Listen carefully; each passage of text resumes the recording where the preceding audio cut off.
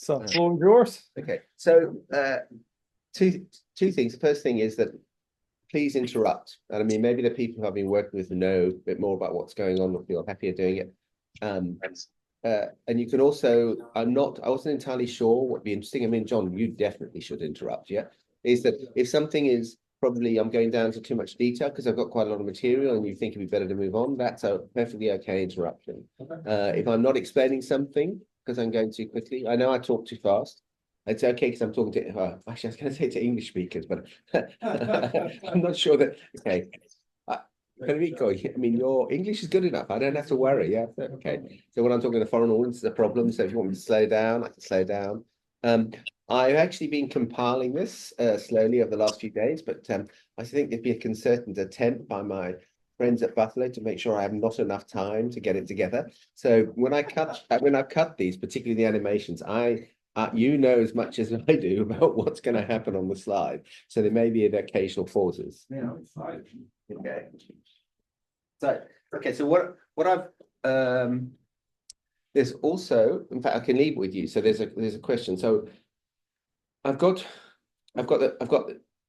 I've got 5 sets of slides to go through. I mean, not necessarily that I'm going to, okay, 5 sets of slides that we could go through. I think that's right. This main one I think is useful. There's another one which I think will also be useful because it gives us some idea what's going on.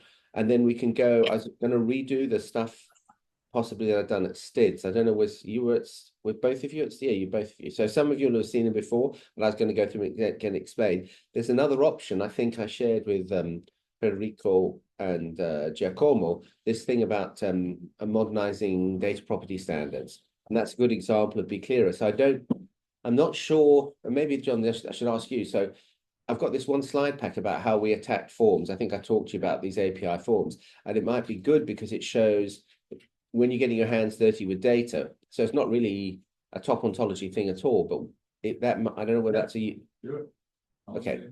Okay, but there's a choice. Okay, so I think you sort of made the choice. Okay, this is just that.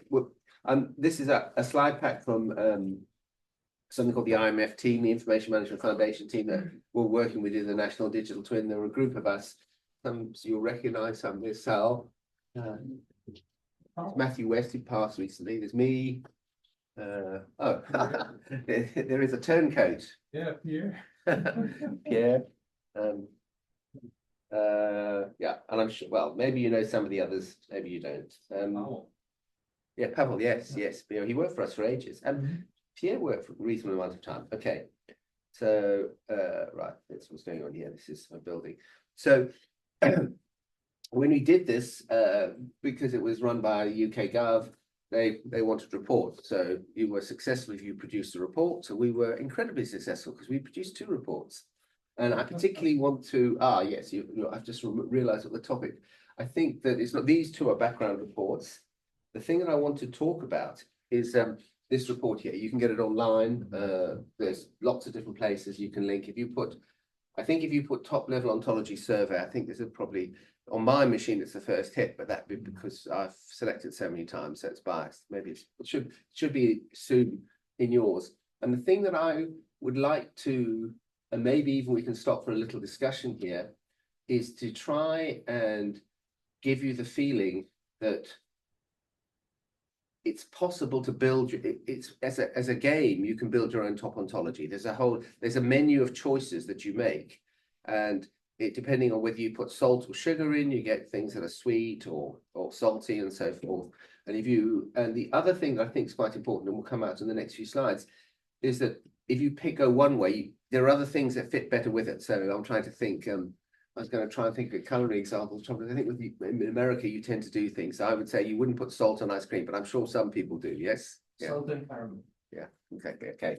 If you're English, you don't put salt. So you do an English top ontology. Well, there's more there are constructional reasons what you do. Because I think if you like the real world that you want to describe has certain requirements, and you're just going about it a different way. So if you make a decision here, you need to make a compensating decision there to capture what's going on in the world. So because you're constrained by the world. And the big point here is the ontological choices shape the architecture of the ontology. And I don't know whether I imagine, okay, I think we've had a discussion, I think it was with you, Jack Cornwall. I think if you come from the software industry, you're really worried about the architectural systems, there are all these stuff, there's stuff about it. I think there is talk about architectonic philosophy, I mean Kant, etc., etc. And I think but I think it's not got quite the same feel. And I claim that the software engineering architecture has got something that they can, if you like, teach what we're doing, particularly when you're talking about building the top level ontology, and then the way in which the broad architectural structures impact what happens lower down and the choices you make lower down. And I was going to say, one of the things that I think, even if you're just focusing on BFO as the main thing that you're going to do, I think if you understand the choices and what the other choices are, it then becomes clearer what you're doing. If you're trying to guess, given these rules, how it's going to pan out, I think that's a more difficult intellectual challenge than if you know there was this problem and we chose this way, and therefore later on downstream we're going to choose that way. And I'll give you some very high level examples in a minute. One of the ways, this is just sort of a side stream, is one of the ways this is useful is that you can look at, there were two levels of papers that we produced at the time. One was of the top level, and these were the lower level data models that existed around. And one of the things you're saying is that you could use the top level assessment here. This is a thing from the assessment to work out what's going on a lower level. And there's an example in here from Uniclass, yeah, where you can see that this has happened. You can actually see here, if you go back, you can see it's an organizational thing. We divided things into 4 categories when we're going down. So when you think about what architecture you've got 4 categories to go through, and then they've got all the subcategories. And this is, I think, this is what it's saying here. There's just four ways of looking at the, if you like, the overall architecture of the ontology. And I don't think there's many other people that have gone quite down this route as far as we have, but I also don't think that it's the end of the story. We've just scratched the surface. I think there's much more interesting things to do here. But it's actually, I believe, and actually you might know better than me, is that it's really quite common. You start a particular area, you have the conceptual landscape, and this is the way it fits together. And if you choose that, you might choose this. This is a kind of a similar exercise that's going on, and I think it's an exercise that could usefully be carried on and done in more detail. This is trying to give you a little idea of what the general choices are. And it's, so one of the things that we did when we did the survey, I remember someone asking me about why we included certain things in the ontology and why we didn't. In fact, we included things like, XML and UML. I think we did those because they're useful examples of structures, and we're trying to look at the form of the ontologies. Each of these ontologies, whatever their metaphysical choices, they have a resulting form, and we're trying to capture the form. But there were quite a few ontologies where there is in the, if you count anything that is a knowledge graph as an ontology, which as philosophers you of course don't, and you wouldn't dream of doing, but if you were to do this, then you're going to find that a lot of these knowledge graph type ontologies, there is a distrust bordering on animosity for some of the metaphysical stuff. They don't want to have anything, and there's a great belief that they can do something generic without making any ontological assumptions. I don't know what to say. Yeah. But this is if you like, a historic, yeah, sure, a sociological fact. Yeah. When you said the metaphysical choices affect the form, you're talking about how the data is organized, basically? That's okay. You're good. These are good questions. The problem is that you've got to divide it up. So I would claim that the majority of the data you get has been, so if you in a normal data project, so if you're talking software engineering, they've got this waterfall method. You start off with a conceptual model that's meant to look like the world, and then as you go down and do the implementations, you've got to make adjustments for epistemology, then adjustments for the programming language. So I would say that most data when we receive it, in fact, I'll show you an example later, is actually hidden the intent of the peoples, such as it was for how they describe the world. So I was saying that if you were to clean the data and maybe do other stuff, then the data should reflect the ontological assumptions. And I think one of the things that is true for most of the top ontology brands, if you were, is this idea that, at least for some purposes, if you can get your data organized in the say to directly reflect your ontology, there's certain things you can do better. It's certainly visible. Your putative image of the world, your claim about the world looks like this. If you arrange your data such that it looks as in the same way as the categories that you've got in your top ontology, you can see, if you like, the impact of adopting or committing to the ontology. Am I answering your question? Or? I think so, yeah. Okay. So, and one of the challenges actually, which I was saying to John about this other paper that we're doing, I think one of the challenges is, in the early days, is there are so many ways to make your data dirty. So one of the challenges at the early stages is to clean it up. And if you've got, I don't know, 1 million records or something, you've got to clean them all up. It has to be done automatically, yeah. And the challenges of doing that are high. And I think that I would like to argue, I'm drifting slightly here, that I think we should have an empirical attitude to our ontology. So we should be able to do the ontology for this particular thing and test whether it works or not. We should have some idea whether it works. Yeah. Okay. So these are the vertical choices here. I think there is parentarity, I called it. And if you're in the software world, they call it single or multiple inheritance. I think I'm recovering from an alcoholic evening last night. Most simple OO programming languages only allow single parent. How you handle transitivity and where you handle transitivity. There's an interesting thing. If you look at the way in which OO systems are built, they have them. You have your type in the class hierarchy, and while semantically you inherit to the supertypes, actually in the code that's not the case. It's done in another way. So there is a implicit transitivity of subclass in the actual OO languages, but not actually in that, if you like, in the concrete implementation. Stratification, whether you allow types of types, higher order types, and whether they're cumulative or not. So there's a series of structures. This is neutral about, we're not trying to say you've made any metaphysical choice, but as a result of your metaphysical choices, you end up with a certain form, and this is trying to assess what the form is. Yes, this is, I think people believe things if there's a prettier picture. So the grey thing at the bottom and the coloured thing in the middle are almost saying the same thing. I'm trying to think, oh yes, this is saying what BORO does, which I'm going to try and talk about BORO later, because that's where I have some expertise. And I think what you have here is that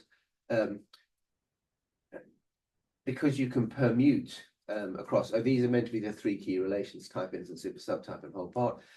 You could claim there are other relations. So this is a simplification in order to get your classification structure going well. These are the more interesting things here.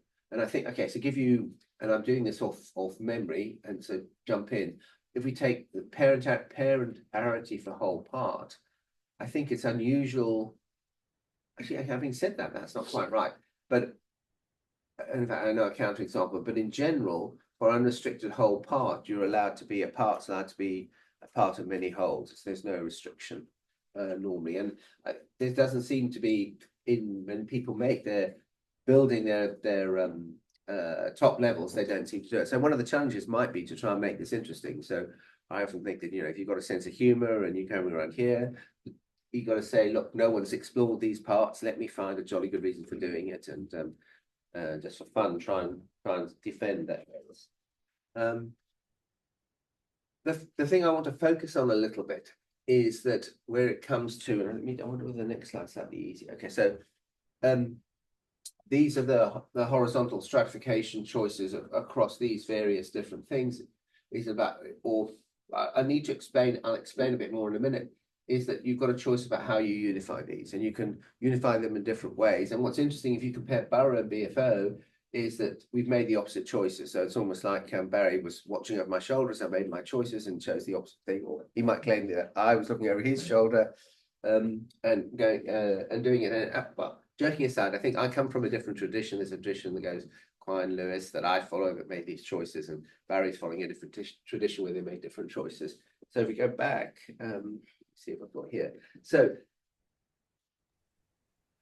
it seems that this the thing that unification it cashes out in slightly different ways, but the idea is that if you stratify, you would want to say there are two things there. If you unify, you want to say there's one. So I mean, the classic example of the clay and the statue, that you can rationalize it in various ways. If you're a unifier, you'll say that when they come into existence, go out of existence at the same time, there's only one thing there. If you're a stratifier, you'll want to say there are two. I know you're probably a stratifier, you want to allow for co-location and penetration, whereas if you're a unifier like me, you basically want to simplify a claim that and unify and claim that there's only one. This is meant to be a marker to me about what's going on. If you separate, which I think one bit of BFO is interesting, is it's made both choices here. So you've got space, time, and space time. Then a lot of the things we looked at went one way or the other. And I think you've got these choices that you can claim you're richer if you have both, but you're more complicated, and you can claim that you're simpler if you only have one, and that would be the justification maybe for Dolce. And so this choice is that, do you separate space and time, or do you conjoin them? A unifier conjoins them. This is something relatively recent, and I've been meaning to double check the history. I think I've seen a footnote in Lewis's Plurality of Worlds where he talks about Nerdlich and the way this works. So one of the things that happened is that Leibniz had space and time as a relational property between objects. There was a movement, I'm trying to guess, in the 60s or the 70s, suggesting, well, another way of thinking of it, you can speak space-time as a substance. And Nerdlich, philosopher of physics in Australia, claimed that there were ways. So Leibniz said if you move the whole world left 10 feet, you couldn't tell any difference. They were indiscernible. And he basically came up with a way of looking at physics where it wasn't the case, where you could do this. And then the footnote in Lewis is saying that's true, but you don't necessarily have to give up super subset timeism. There's a way that you can recover it. And I think there are people working on, I've been to various lectures where people are, if you like, trying to see mass as a distortion of space-time and so forth. You don't have to do that. That's just a particularly simple-minded way of doing it. I mean, simple in a good sense, not a bad sense.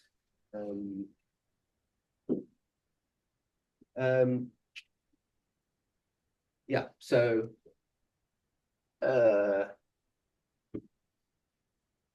there's a really good this picture on the left is taken from a paper, 2016 paper by, I'm trying to remember, I think it's Cody Gilmore. Does anyone know? Yeah, that's right. Oh, okay. So, and what it is that if you're going to separate space-time and you're going to have objects out of space-time, there's quite a lot of maneuverings you have to do to get it all to work together as a system.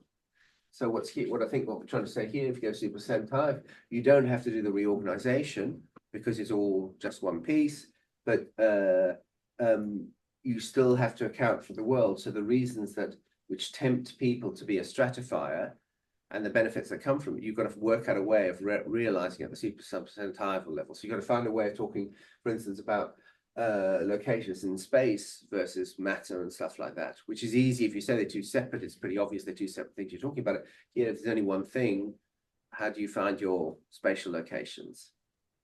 And it's not that it's difficult, but it's more that you need to make sure that you're not losing functionality as you make your choices. In terms of the rough and ready survey that we did, I think you can also see it in the philosophical literature. There's a claim that if you're a unifier, you tend to unify all the things together. You tend to be at this side of the fence. If you're a stratifier, you go that side. You tend to make it's unusual for people, in the things that we saw, it's unusual for people to say unify most and stratify one or two, or even unify half and stratify half. So I think it's an archaeological ontology, and I think they have some interesting, about it, yeah. What's high, low, and generic, would you say? The up down this axis is, yeah. So this is the level of ontological commitment we're assessing. So I think this GIST, I mean, it might change his mind, but GIST was quite adamant they've got no metaphysical commitment at all. They're not talking about it, and they're not. They are. This is publicly available ontologies. I was doing work in 2 or 3 enterprises, and they've all got their generic model. You start talking about the ontological commitment, they go, "What's that? I don't know. We don't want anything to do with it. It sounds complicated. We want our general model. It's general. It's got no commitments." I mean, again. Take them at face value. That's what I'm going to do. I'm not going to argue with them for the purpose of the survey. It seems like they do. They just might not talk about it that way. It doesn't seem harmful to place them on like a grade, like an axis like that. But it does seem harmful to create a separate axis or like a separate part of the axis just to say, I'm going to talk about you the way you talk about yourself. You think this is unfair? No, I mean, I think it's not exactly accurate. There may be like a crosstalk. I suspect they do have ontological commitments. They just don't talk about them that way. I'm certain they have ontological commitments. I know. I'm certain as well that they repeatedly deny having any. That's right. I suspect there's like a verbal confusion. But I think we're I think that's you get to make the axis. I get to make the axis, but I'm not going to challenge them on their. If they want to claim that, I'm going to report it. Yeah. I mean, just looking at it, like they're the only ones there for one. Like there's a whole block just because. I think they're the only ones that made it. I think we put UML and XML up here as well. I mean, I think there was some Google knowledge graphs that would go up there. I mean, they actually specifically state it. You could almost say the early Genesereth KIF work. These got little things saying we don't engage, we don't have anything to do with this, so we're not going to, which is slightly different. I mean, maybe what else is bothering me about like having access is it's binary too. So they say yeah or no. Oh, you mean between general and these two? Yeah. Like, it's just like, do you think you have like ontological commitments? Yes or no? And so that is exactly what it's doing. But it's like there's the axis then should have 2 points. Oh, you mean rather than it shouldn't be a degree? We don't have to belabor it. Oh, okay. So are you saying that this looks like it's a range rather than just a container? Is that part of it? And then like it being. Sorry. Yes. Okay. It being on top, like to me, it's different in kind. It's not even on the axis, right? It's not the same axis. One's high, low ontological commitment, and the other is like none. Or we say that. Okay. So I think we had problems with budget and data. Okay. But I would defend it is that if people, let's say this is not recording, the generic doesn't mean you don't have any ontological commitment. Generic means you claim you don't have any ontological commitment. And I think it makes a difference when you work it, because then you don't have to justify your choices in any ontological way. I agree. But maybe another way of putting my point here. Yeah. I would think that just has some ontological. I would imagine they have low ontological commitment, whether they say it or not. In which case, I would have just over above UMLS, and it would be orange, and I'd have a legend that said they said they don't have this. Okay, so so I think that I don't know whether we're talking across purposes. I'm trying to register a sociological fact that people have this disgust response to metaphysics, and they say we've got nothing to do. That's all I'm trying to register. And maybe it shouldn't be on this. I had to summarize the diagram. That's all I'm trying to register. And it's a common response. It's not. I'm not picking on GIST. Yeah. I know. Like I totally. I'm not disputing any of that. Yeah. Absolutely. And if you want to say that this is inaccurate and this, I agree. Yes. We could have made it, given the time frame, given the budget and everything else. I think we made a good stab, given that and so forth. But if you want to say it should be more accurate, I would agree 100%. There's so many more things that need to be done to get this right. I would agree, but I would disagree. I think you need to record somehow this disgust response of metaphysics, and I agree. and they've changed. Remember, this is, I can't remember, 4 years ago. Yeah. They may have changed their mind a couple of days ago. Yes. The US DoD might have changed it. Some of these boxes, like Proton and Universe, are green. I wish I knew. There is a reason. I can't remember. Yeah. I'm sorry, I was stepping on into his thing.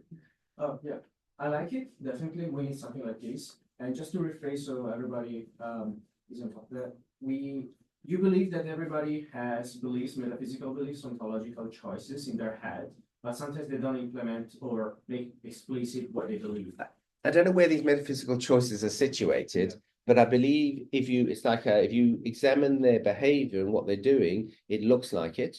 And I think it's Quine made this comment about regimentation. And I think it's true about metaphysical analysis. He says when you get something informal and you regiment it and you get the formal result, it's different from the informal. So I think the same set we have this we have a notion that Carnap uses this notion of rational reconstruction. We're saying if you do something, when we suck the ontology out, I mean, you must think the same sort of thing, is you're doing a rational reconstruction of what the ontologist would do. And I think that you can do it in different ways. You can try and be as fair as possible to the individuals. But I think the people doing it, I think I think you need to learn to have an ontological intuition. Most of the people I know do it. Plus, we do it a lot with systems. It's not necessarily true of these because these are specific artifacts, but I think in most systems, it's done by a number of people.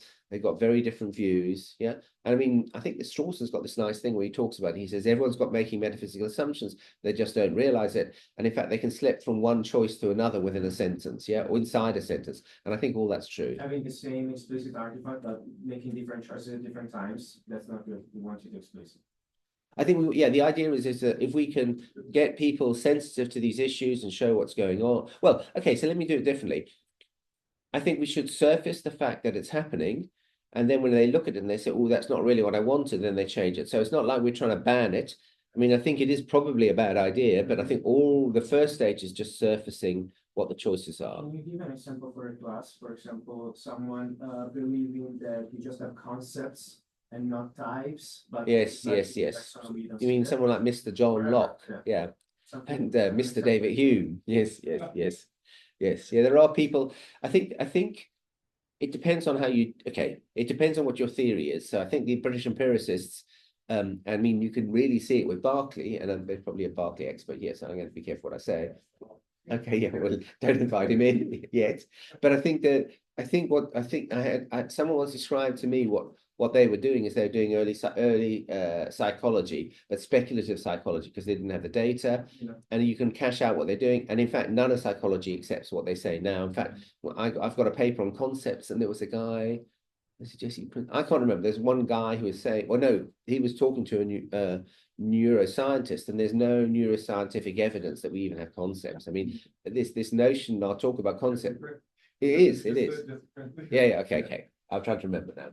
So I think, yeah. I mean, there is a crude Kantianism that bedevils, if you swim in IS waters or IT waters, there's a really crude Kantianism to do with concepts. And I think I've been trying to rationalize it.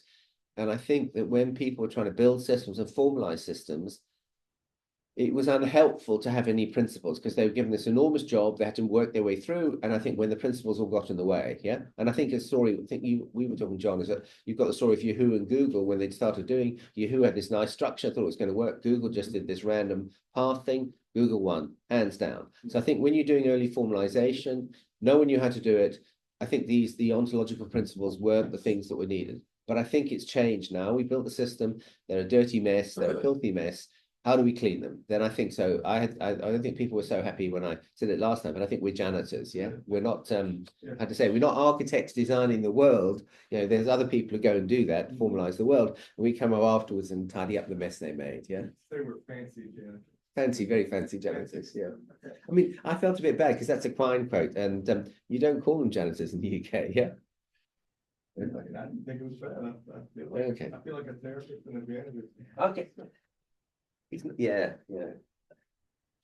Okay, so is the end game basically, I mean, something along the lines of just building a template of, based upon, how certain groups want to structure their ontologies or what have you. So it says you are making these metaphysical commitments, and this group is making these commitments, and here are the consequences of how it's going to allow you to, to do what you want to do. Okay, so there's different stories, yeah. So the reason that this was we went through this exercise was they wanted to say, how do we choose a top level ontology?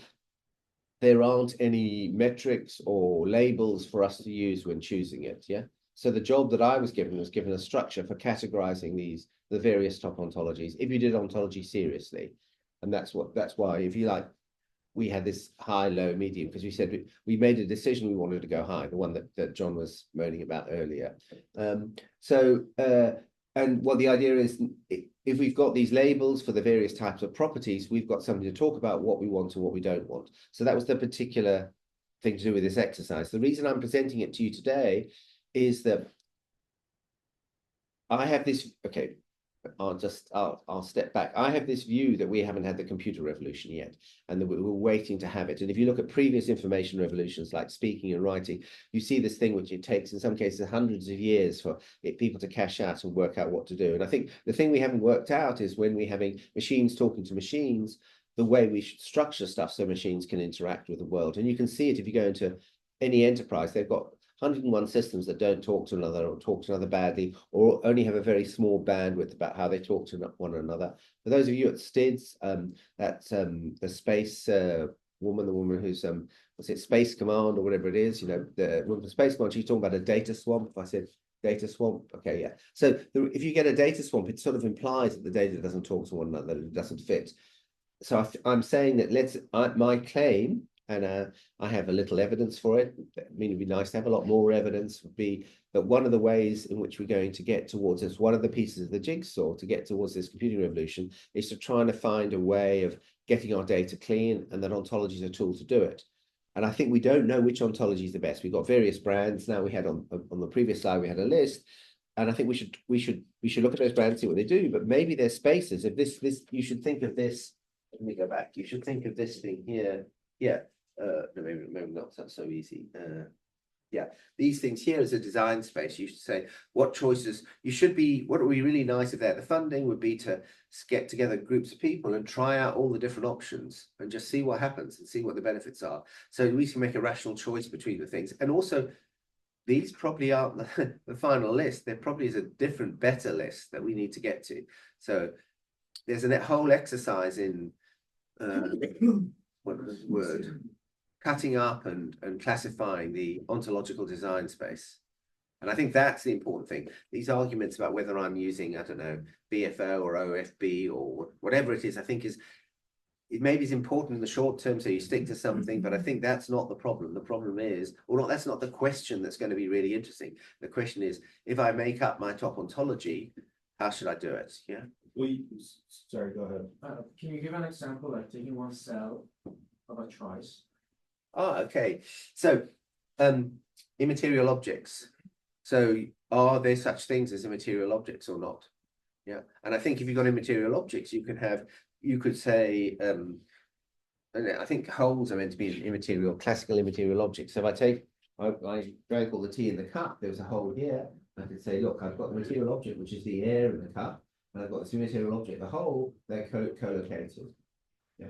And for some reason, people have this weird desire to have immaterial objects everywhere. Things you can't see or you can't touch, you know, no microscope would ever show or telescope would ever show.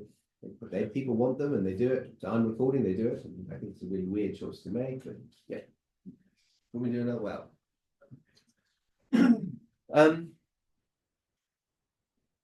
There are, I mean, I was joking, well, half joking, yeah, about that. But I think there are, if you go through, you can see the big thing is when you get, and the stratification is you tend to get this multiplication of objects. Yeah, that's the thing to smell for. And I think the thing that a number of people have liked, Ian Bailey, who I think some of you, I know John knows, I think the other, the STIDS people have met.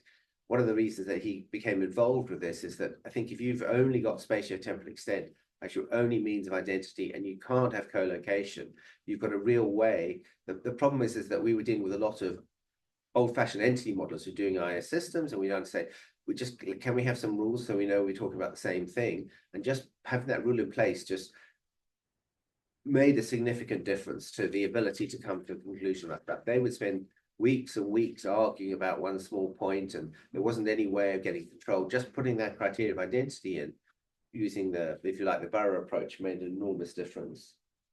Right, so, okay. Okay, so this, again, if we go, this is, if you like, reporting on what's going on. So these are these three here, and so this is okay. There were in terms of the way we broke it down, and I agree that it can be done better. I'm not making any claim it's marvelous, but it's okay. But I think it's probably, I think I will make a claim. At the time, I've not looked around. It was significantly better than anything else I'd seen. My orders are magnitude better. There wasn't anything really helpful out there, which is the reason why I had to go down this path. Is that in terms of what we looked at, it's not a large sample, and I don't think people were trying to get as much variety as possible. So it's just an accidental collection of the topontologists that were around. These were reasonably common. I mean, I think even about your BFO's eternal, I think Barry, I asked him last night and he was confirmed it. I'm pretty sure it is. Yeah, good. No one's going to disagree. Possible worlds, no. Gem, no. But the Dolce, I think, has got possible worlds and has got gem on location, I believe. I remember Stefano telling me. I mean, whether is it cheating to ask the guys who build it rather than check the reports? Maybe. I cheated and I asked, and I think that's what they told me. These things here, interpenetration, materialism. So interpenetrations, I mean, it's like a ghost going through the wall. When the ghost goes through the wall, is the wall still there and the ghost there? But is the wall part of the ghost? I mean, what do people think? I mean, let's have fun. Do you want to vote? So anyone who thinks that when the ghost, I'm a ghost now, I'm going to walk through that wall, I'm half in one side, half in the other, is the wall part of me or not? People who think the wall's part of you go, yes. No one. Everyone thinks that they're separate. Yeah. Okay. I think they're part, by the way, because I'm a super subjectivist. Yeah. So I'm on my own. Yeah. John's loving this. Yeah. Okay. So it's a choice. I think there's a wall ghost. Sorry? I think if you wanted to make a sum, there's a wall ghost, and it has a part. I think so this is interesting. So We just would never say. sorry? We would just never say that, but we also wouldn't argue with like. No, I think something else is going on. I agree with you, John. So I think so one of the things that's at issue here is, should we trust our intuitions? And I would say take them as a starting point and assume they aren't reliable. There's a woman called Cecilia Hayes who talks about cognitive gadgets, and why she's interesting is that in her field, she's a fellow of All Souls in her field, psychology. In her field, there's an assumption that the brain's hardwired. So if you've got concepts in the brain, they're hardwired and they can't be updated. They're not software, they can't be updated. All of her research shows there's massive neuroplasticity, yeah? And you can do it at the same time because people in China they've got an ancient process way of looking at the world versus things that have been influenced by the ancient Greeks, got a substance, they obviously run in different ways, yeah? So it's plain that if you look culturally, things run in different ways, and it's plain over time if you see what happens. So it's what's the word? It's plain that you can retrain your intuitions. And in fact, I think that if you go to most philosophy departments and you were a sociologist, you would have lots of examples of people who've retrained their intuitions and claim that it's obviously common sense for all of these various ridiculous positions that they take. Are you suggesting that your position is common sense, or that averages, or one of the other? So I think I haven't talked about this. I think that so the issue is what value you give to bits of common sense. So I think what Lewis was doing was saying, I'm going to take these bits of common sense really, really seriously. I'm going to make them consistently kind of new path money. But I would claim that I wouldn't have claimed it maybe 10 years. I would have claimed it down into common sense, but I think I'm being revisionary like science. So I would take a Kuhnian view. But I actually think that the position that we go down to, you can also defend as being even more serious about common sense. So I think the common sense people say we've got common sense, and then when they come up with something that looks ridiculous, and say, oh, but we don't believe that, even though the common sense leads them towards it. So they allow these other intuitions to trump over the results of the common sense. And I'm not saying it's about there are different ways of doing things, but if you ask me whether I go with common sense, I would do a Lewis on you and say, look, I take these basic common sense things really seriously, and I don't let go, and this is where I end up. I agree with you. Okay, yeah. But I don't understand how this is related to the ghost of the wall. Oh, okay. So we were going to do that. So I think it's a parsimony. That's the thing. You don't. If you got collocation, you have to give up identity. You have to give up all sorts of other things. So it's a question of what you want to give up. So I would theory for common sense. Sorry. A lot of theory for common sense. Maybe we need to do an experiment. with common folk. Oh, okay, so what I'm saying to, this is stage 2 of the thing. I actually think if our interest is to try to work out how machines talk to machines, Yeah. all the evidence is that people's so-called common sense radically changes. I mean, there is a history of Copernicus and everyone else, where everyone got up in arms, and also Darwin, where everyone got in arms and claimed this was nonsense. The actual historical fact is slightly different. But if we assume that this histrionic history is correct, then people change their views. They went from saying, obviously the Earth can't go around the sun, because otherwise we'd fall off, ignoring the Earth spinning, blah, blah, blah, blah, blah. So now no one bothers about it at all. Flat Earth, all of these things. So I personally think that a general appeal to common sense, particularly in a local area, I think is probably a recipe for digging your heels in and not changing. I That's agree. what I'd say. I agree. When you brought up common sense. No. I was wondering, I was actually wondering why, when you've talked around the machine, because machine doesn't care about common sense. Like a pulse doesn't care, like that has nothing to do. Yeah, I understand what you're saying, and I agree. The only thing is, I think Lewis has got this argument that you've got nothing but common sense. So I think you start with common sense and you adjust until you get there. No, but how do you? I don't think. Okay, so maybe It's like a feasible, so I think of common sense like a feasible starting position, right? People have Yes, defenses, yes, like their yes, default yes, supposition about like yes, free will. yes, And then they think about it, and then it's like, well, that can't be right. yeah, I gotta do some more work. Yes. So it's like default, it's a starting point. This Yes. is the whole reason why you have like, Agreed. you have like if you prevent or provide some kind of like counter theory to common sense, you're on the hook for explaining why, but you don't have to ever go about explaining why your position aligns with common sense. You Sure. get that for free. So just go back to the machine to machine, and I think this is the thing that I'm concerned. I think we do these experiments on machines, and it's weird. I think when you code, you get all these people coding and they fix it, and it sort of jigs around like randomly, and it falls into a pattern and works, and then you go back afterwards and rationalizing it. I don't think the machine has common sense. Yeah. That's my issue. Yeah, I that's think right. maybe we don't actually have common sense either. Maybe we behave like machines to get to the rational. yeah. So I think there is this thing where, it's this natural selection happening. You try all these things and it works, and you rationalize after. But then I think when we persuade ourselves this is a good view, that becomes part of our common sense. Common sense is just rules of thumb, isn't it? That's right. Yeah. I agree. Okay. Oh yeah. And I think these things that are interesting and is hierarchy relations and He's thinking of some like John won. did he? I thought I won. I was kidding. I won. No, we're on the same page. I won. We both won. 'cause I we won. agreed.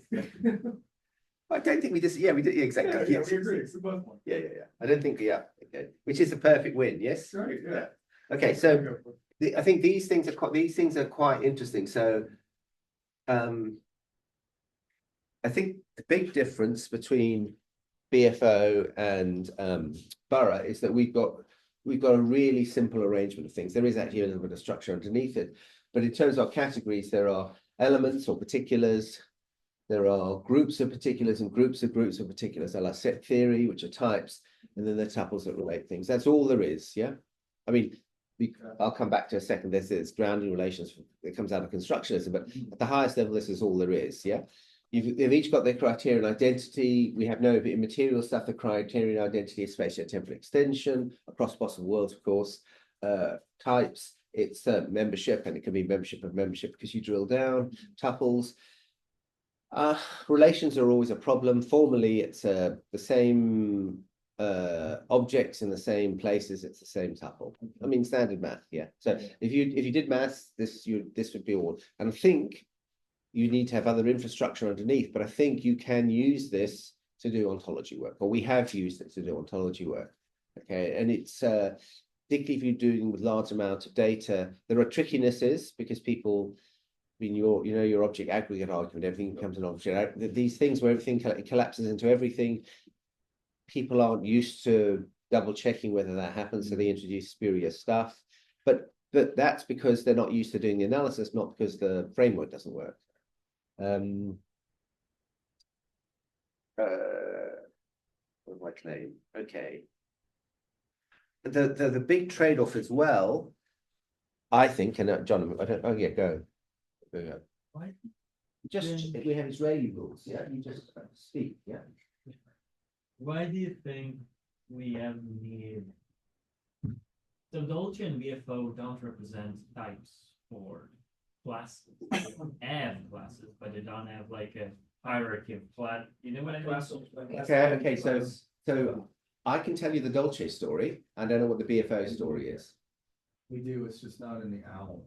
okay. Yeah. What is the use for representing types in this way, in an explicit way? Okay, so if you And go. not using it as classes of individuals, like. Okay, so I'm not, okay, I'm not sure I understand the question. I'm using classes and types interchangeably, is that? Yeah. Okay, so what you're saying is. Okay, so first of all, you want to talk about classes, so you want to talk about dogs, don't you? I mean, you can say dogs are an information content if you want to, but most people will talk about dogs, you know, John Locke would want to say it's just ideas in their head, there's no dogs out there, yeah? And maybe then he's got a problem, because then you can have a concept of a concept, but then it gets weird about what's going on. So if you can have the dogs out there, the universals out there as things, you can then have a universal of universals, except the way you define universals is not so easy to do it as if you define sets.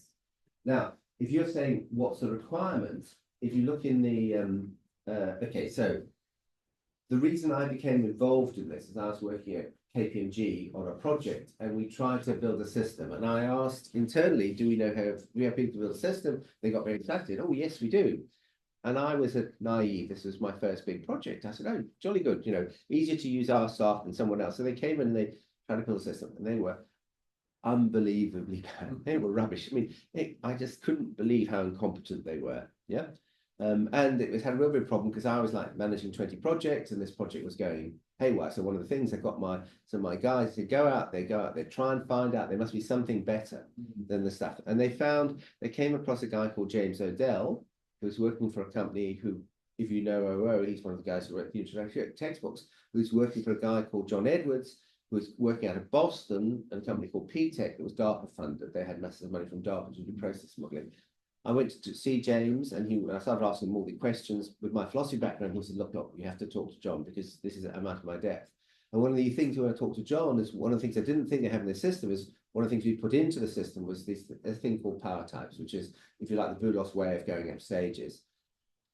When James then became head of the OMG UML task group doing things, and one of the things he introduced was power types. Unfortunately, he produced something really weird that is vaguely related. And in fact, we talked to him afterwards. I wrote a paper on power types where James was there, and he said what you've got in some of his books, he does it properly, defines it as the set of all subsets. In other places, he doesn't, and he said it was just an oversight on his part. He wasn't sensitive to the issue. And if you look at the way UML's defined power types, it's seriously weird. Yeah, but there's a whole lot of people. There's a guy called Henderson Sellers. I wrote the paper on concepts. There's a whole group of people associated with UML and concept modeling that's saying that types of types exist in the world. And in fact, if you work with any decent sized enterprise system and you look at the reference data, who was asking me, Mark was asking me what reference data was. If you look at the data that's not volatile, the data you set up at the beginning, something like 70 to 80% of it are, I would claim, higher order types. So the instances of the things on the table are either further types or particulars. Yeah, and there's a community called multi-level modeling that's trying to study and do how to work it. So it seems that people close to the ground do this. And I remember there's a thing called JC3 IEDM. I was doing some work when I was doing the work on MODEF and DODEF. When you look through it, they've got all of these things. And it's one of the things about trying to get things semantically clean. If you have tables for types of types, and then you have to do your instantiation as a relation and a domain, as well as doing it from the schema to the rows. I'm looking at you because I know what I'm saying. I'm sure I'm not explaining it well enough for the others. But you have lots of different ways of doing the instantiation operation, and it's just in some cases, if you put a lot of the types in there, we may have hundreds of different types of instantiation operation, where some of them might be marginally different, some might not. But there's no way you can tell, because you can't group them together and then say which are different. Yeah. I think it's a problem. I'll just add, so in BFO, we sometimes want to talk about universal categories, and sometimes when we talk about defined classes, those types of. Yeah, and sometimes you do that, and sometimes like if you're using automated reasoners, like I do, you know they have timeout problems. And sometimes you just want to infer certain structural information about types of types. It's useful to introduce types explicitly, like object. Sorry, did I hear you? It works better. These things work better if you do a second order. Sometimes, no, if I bring down the types of types. Okay, Language yeah. and run a reasoner over just some structural similarities across the types. Yeah. And if that- But I think there's a that's different not- strategy. So what we've Oh, done, so what we've done this unification of types. We dump everything in the domain. We did it in logic when we were doing the cliff for this. And what we found, I think, did I mention to you, is we could shove the volume of axioms that we could shove in. The processing just was so much faster when everything was in the domain, Yeah. which you just weird. Yeah. But maybe we were lucky. Maybe I don't know. I don't know what it was, because I remember. Okay. So this is. I've been promoting this for a long time. If you look at the date at the bottom, I think even earlier. I think the first time I did it was on a sumo forum in 1999 or maybe 98. Is that? And I think that. I remember Nicola saying to me when we did it, because we did this LADSEB report while I was with Nicola, he was trying to get people to bite it. And I think Leo Orps did something on it, but it's not had much traction. And I think it's because people in the IS field don't understand metaphysical choices and don't see the benefits. Yeah. I'm hoping it's changing. I'll carry on. Okay, so I'm gonna zoom through these things here, because this was meant to be, so at the time, what I was trying to illustrate was that one of the ways we thought the TLO could be deployed, but I'm going to leave this out. Okay, so I'm going to zoom through this really, really quickly. So there's something interesting you say, but I just want to show you that, if you like, there's I think the architecture drills down. So you've got this high level architecture of choices, then you've got another kind of architecture, I suppose. We define these three levels. Slightly arbitrary, I think. This is the thing that Sal talked about, so I'm going to assume that I hope most of you are listening. You'll see what these two are as I zoom down. So let's go down here. So again, one of the things, we've got this notion of a wall, which is the kind of things that you need. And you say for the core, we just need sets, tuples, and mereology and parts. To build it, the actual thing that we built it is held by Sal, who's an expert on plural logic. We used when we look at the axioms, we define how plurals work, and we define how construction works, and then we deploy it for these three constructors here. There's something, I can't remember what I said, where Sal was talking, the thing, I think I've said it a number of times, but I don't think it can be said enough. The thing that really happened after we did this. So what we did is we were actually, if you like, we didn't, our ontology, there were some marginal changes maybe, but in general, we actually ended up with the same structures before. We just ended up with a different way of looking at it. But one of the changes was, I think there's a bias towards sets and away from mereology in the IS community and maybe in the general ontology community. Mm-hmm. And this shaped us. We now keep on asking, can we handle the requirement mereologically without doing it set theoretically? And I think that's particularly when dealing with stuff. I mean, it seems to be a nice way to go, but maybe with our particular set of spatiotemporal choices, it may not be. I don't know what happens in other ontologies, but for us, it works quite well. What do you mean by requirement? Accommodating the contours of the data that you're trying to represent? Perfect. Okay. Yeah. I mean, that's the basis for everything, right? It's actually something slightly more. It's the data functioning in a system. So what you said is right, but it's not just if I change the data, that's not good enough. I need to have it dynamic. So I recreate the whole system by I reshape the data, which then reshapes the process, then reshapes the system. So I need to do all three. Which is also informed by what tools you're using to make sense of it. I think, okay, so again, I think if you look at most business systems that do something, they're not decision support, they actually do things. So you can't, theoretically, if you're purist, you can't formalize it in first order logic. You've got to use a deontic logic. So if you update the bank balance, you're saying afterwards, this is the new bank balance. You're actually doing something. It's not an inference, it's an action. And so so what I'm saying is that what it seems to me is that the ultimate test is that if it was doing this, say, I mean, let's say the requirement is to mow the lawn, mean, this is a silly requirement, just to make this sense, but the law needs to be known afterwards. If the requirement is to update the bank balance needs to be updated afterwards. Okay. Yeah. And I think so we could change the data. In fact, it's quite easy to change the data. And it's quite easy to delude yourselves that what you've got is a prettier picture. You only know whether it works, whether you shove it into an operational system and it does the things that it's meant to do. An ATM will give you the money, yeah? Yeah, you want your desired outcomes. Yeah. One of the other things here, I'm trying to remember. Okay. So I'm just going to zoom through this here. So, Chris, all these pieces of logic that you have here in the common instructional ontology and in the top level framework, how are they encoded in the system? Are they in Glyph? Are they in Oh, okay. Prolog? So in this project, we were encoding them in Cliff. We didn't finish the exercise, yeah? And the only issue that I have with Cliff, and we have a real problem, is that the operational systems don't run on Cliff.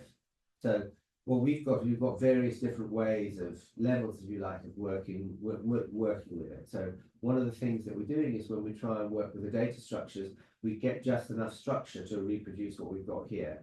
I mean, there's some sort of problems because, again, I think that if we cached out and had all the Cliff axioms, we would catch some stuff that we don't catch because of the way we do it. But when we're running at volume with the time, these things sort of came out. We actually found a way of converting the tables into UML and the UML into Cliff, and then the Cliff where to vampire to check. But that's a you can do that because you're interested, but I'm not sure it's not the long-term solution. And I don't, as far as I'm aware, I'm trying to think what you do. Maybe there's some lambda calculus you could do. There maybe are some ways of doing it, but I think most systems. I mean, if you look at get the big software apps, Oracle, Financial, SAP, Maximo, all these big systems, they're nowhere near those sort of things. Right. But so how do you implement all of this in the system? Okay. So which depends what you're talking about. So you remember that thing where I had those three categories? We align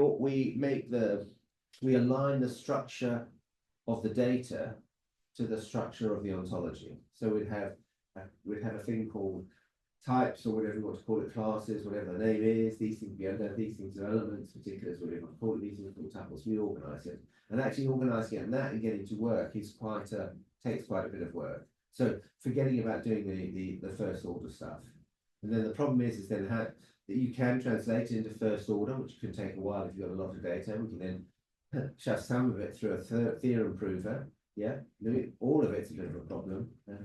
So I think the issue is, I think the way I think about it is the Cliff and all that sort of stuff, and maybe even some of the OWL is useful if you want to check the basic patterns are okay. But when you go really big and you have to check the way it works, you've got to accept that we don't have machines that are powerful enough to do all the things you want to do, or no one's built the tech to do it. Yeah. But the end product is a graph. In products, a graph's a particular way of implementing things. Graphs, at least the graphs that people use at the moment, are not sufficiently, well, okay, you can fiddle them to do what you want, but as they come, they're not sufficiently rich to handle things. Graphs, I mean, if you want to handle, so you think that if you take RDF, if you want to play with the instantiation relationship, so it's a type. Can you subtype it? I can't remember. Ian's going through it. There's certain things that we do as standard practice in our models that you can't do in there. Okay, you can do an RDF, but it involves building a knowledge graph that's far more verbose, and it's verbose at the stage not being performant, whereas we do it in a relational database. We embed the graph in the relational database and do what we want to do. We can do it. So, like what Oliver was saying, you can get a graph-like. Okay, I think there is a graph-like structure. So we can do it out. And I believe, this is the graph that we were talking about with some of you, I don't think we've worked out what the graph structure should be. And one of the reasons I claim is we've done some work which I can show you if you're interested, that the mathematical foundations of graph structure are a mess. Yeah. Andrew gets annoyed when I say that, but I mean, they didn't show me why they're not a mess, yeah? And okay, so just to, again, I talked to you, some of you about this week, is I think there are questions, simple questions about form that are computer science questions about form that actually have an impact on how we do our work. So if it is the case that the current knowledge type graphs don't have the full range of expressivity that's required and we need something else, then there's a project to do them. Maybe we don't have to do them, some other department has to do them. But if you like, the overall team addressing project ontology needs to have someone somewhere fixing those. Maybe not now, maybe not the next 10 years, probably in the next 50. Okay, yeah, okay. If John's on the case, it'll be tomorrow. Yeah, Better, I want to wait forever, get that done before you die. yeah, it should be tomorrow. It could be tomorrow. Okay. I probably I should. Okay. Okay. So I don't know. Did Sal put this slide up? This is our. We spent. Sal and I wrote a paper together. I'm not sure I'm a good person to write paper with. I'm not, well, Sal's worked with a lot of people, so maybe I'm the problem anyway. But we went round and round and round trying to get this right. And I think if blood, sweat, and tears are any way of evaluating what is this, it's cost a lot of sweat and tears. So I think there are.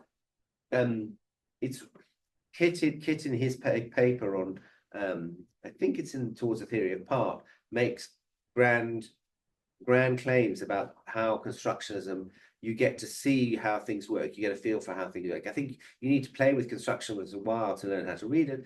I initially thought that he was overselling. I thought it was I felt that he was, I see something felt slightly wrong, but having worked with it, I think he was just what he was saying is absolutely correct. It's amazing how just by changing, you've got like 3 dials and you change the dials and it becomes a set, it becomes a tuple. These things just emerge out a different shape. And if you want something to be cumulative or not to be cumulative, you just change this bit here and it happens. So it's weird. You've got these jigs, you change the jig and just the whole ontology that comes out is different. So I was really impressed. You've got the identity criteria are explained, the categories are based on the constructor. If you want a neat world, if you want a neat, pretty little world, this constructionism gives you something really, really neat and pretty. What am I doing? So this is the layer above. We talked about the CCO. I won't go through it. I mean, you notice the world lines there. I talked to John about world lines. One of the things that, if you go back and you look at it, quite a lot of the Carnaps, for instance, but others as well, when they were working on building the early ontology, say before 1960, almost all of them work with world lines, but they actually start with world lines. And considering Tim Maudlin's doing something for causal set theory at the moment, and he's doing a new geometry that doesn't start with points, it starts with directed lines, which actually happen to be world lines. And so I think that there is some merit in doing it. You can get your world lines if you've got points and congruence or connection and before after, so that there's very little you need to get it. Most people just assume they have all of this structure. Most people start with the metric R3 or something, or some kind of metric space. They don't bother about trying to look at the finer details that drag you up, and you end up with different worlds. This is a map of the way in which we did quite a bit of this. We didn't finish all of it, so it's a work in progress. Yeah, I think you get worldology quite easy, just as maximally connected. Yeah, do Lewis. Whether that's enough, because if you had causality across, I don't know why this is a different color like this. It looks weird, isn't it? Okay, who knows why. We found that partly if you have atoms, it's easier to do certain things. For instance, you can get it's easier to get hold of lines because it's not an infinite thing. It's it's easy to do a number of different things. You can play with curves. Let's see what's going on here. Yeah, okay, this is just taking you through. Yeah. Oh yes, this is the point I was trying to make about. Here's a list of the people who do world lines and chronology. World line, Minkowski, world frameology. This is we were talking about this. John, remember the various things that we're doing about world frames, and I think the guy is Robert de Salle, who writes a lot about it. Where are we on time? Are we? Oh, you got all the time you want. Like an hour and a half. I love that book, by the way. It's one of my favorite books. It is good. It's good. there's a modern successor that's okay, Yeah, not it's quite a okay. good. Yeah. There's a whole conversation, you guys have not read Plan Land Use. Great. Really well done. Okay, so what I'm gonna do is sit down.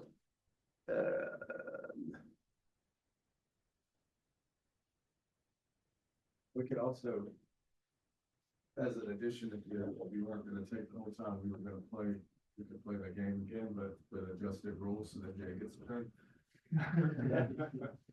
But you are also welcome to pick up as much of it.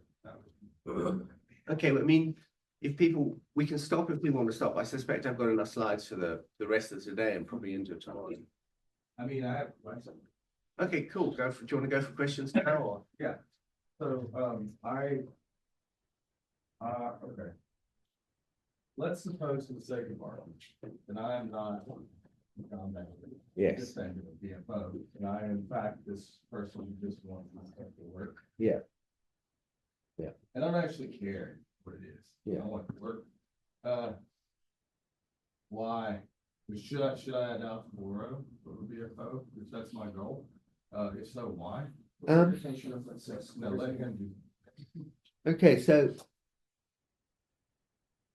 I tend to want to avoid a situation where these things occur. So the way we're a small company, for a long, long time, I think I've told you the story, our objective was just to, me in particular, but the others as well, had to have their intellectual curiosity satisfied, and that was enough. Yeah, we're happy to play in our little playground. When we started doing the work, Ian and various other people who picked up our stuff really liked it and they want to progress it. And I think if you imagine it's like you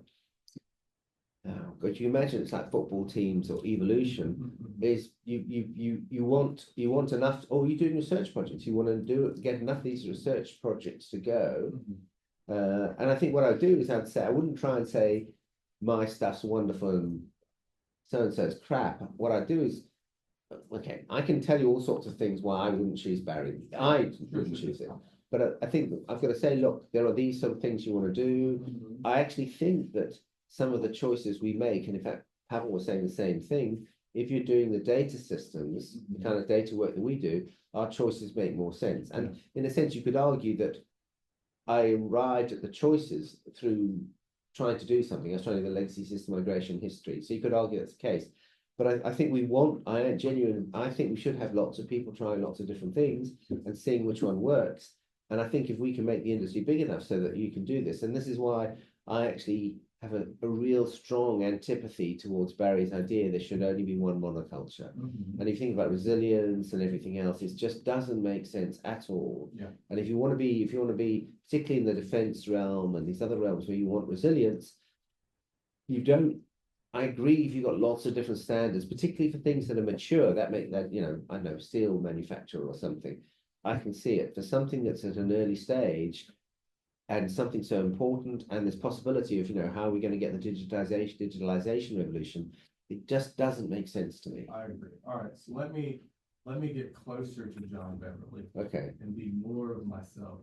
Okay. And I'll ask a follow-up. So closer to John Beverly wants what we just described, like a vision where we, but not a world in which it's big enough to accommodate us all, but one in which it's big enough that we're all working together.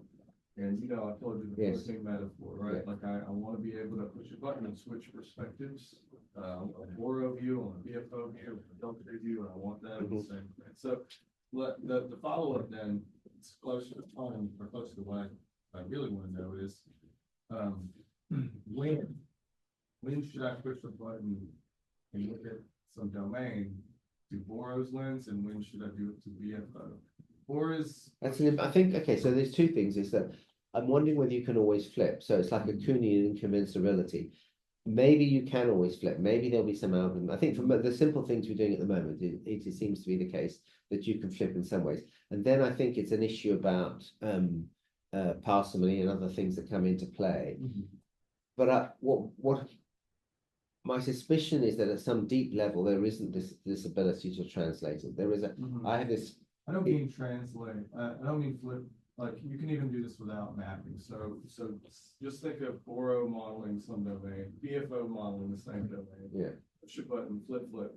Oh, you mean, Yeah, then they just- don't, okay, just completely look at it, independently. Sorry, what was your question again? Give me the So, question. Sorry, under what I forgot. conditions would you think it'd be advisable to work through the BORO characterization versus the BFO characterization? I mean, really, the answer should be, like, if I have my druthers, all of them, you know, and you'll have an automated way to identify differences and similarities. But if what I'm really trying to get to is like the differences between them that aim towards value.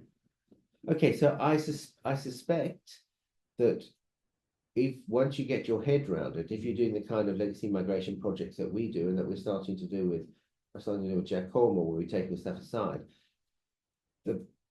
there's less work to do with a lot less work to do with BORO because you're not making all these fine-grained things that you may or may not need later on down.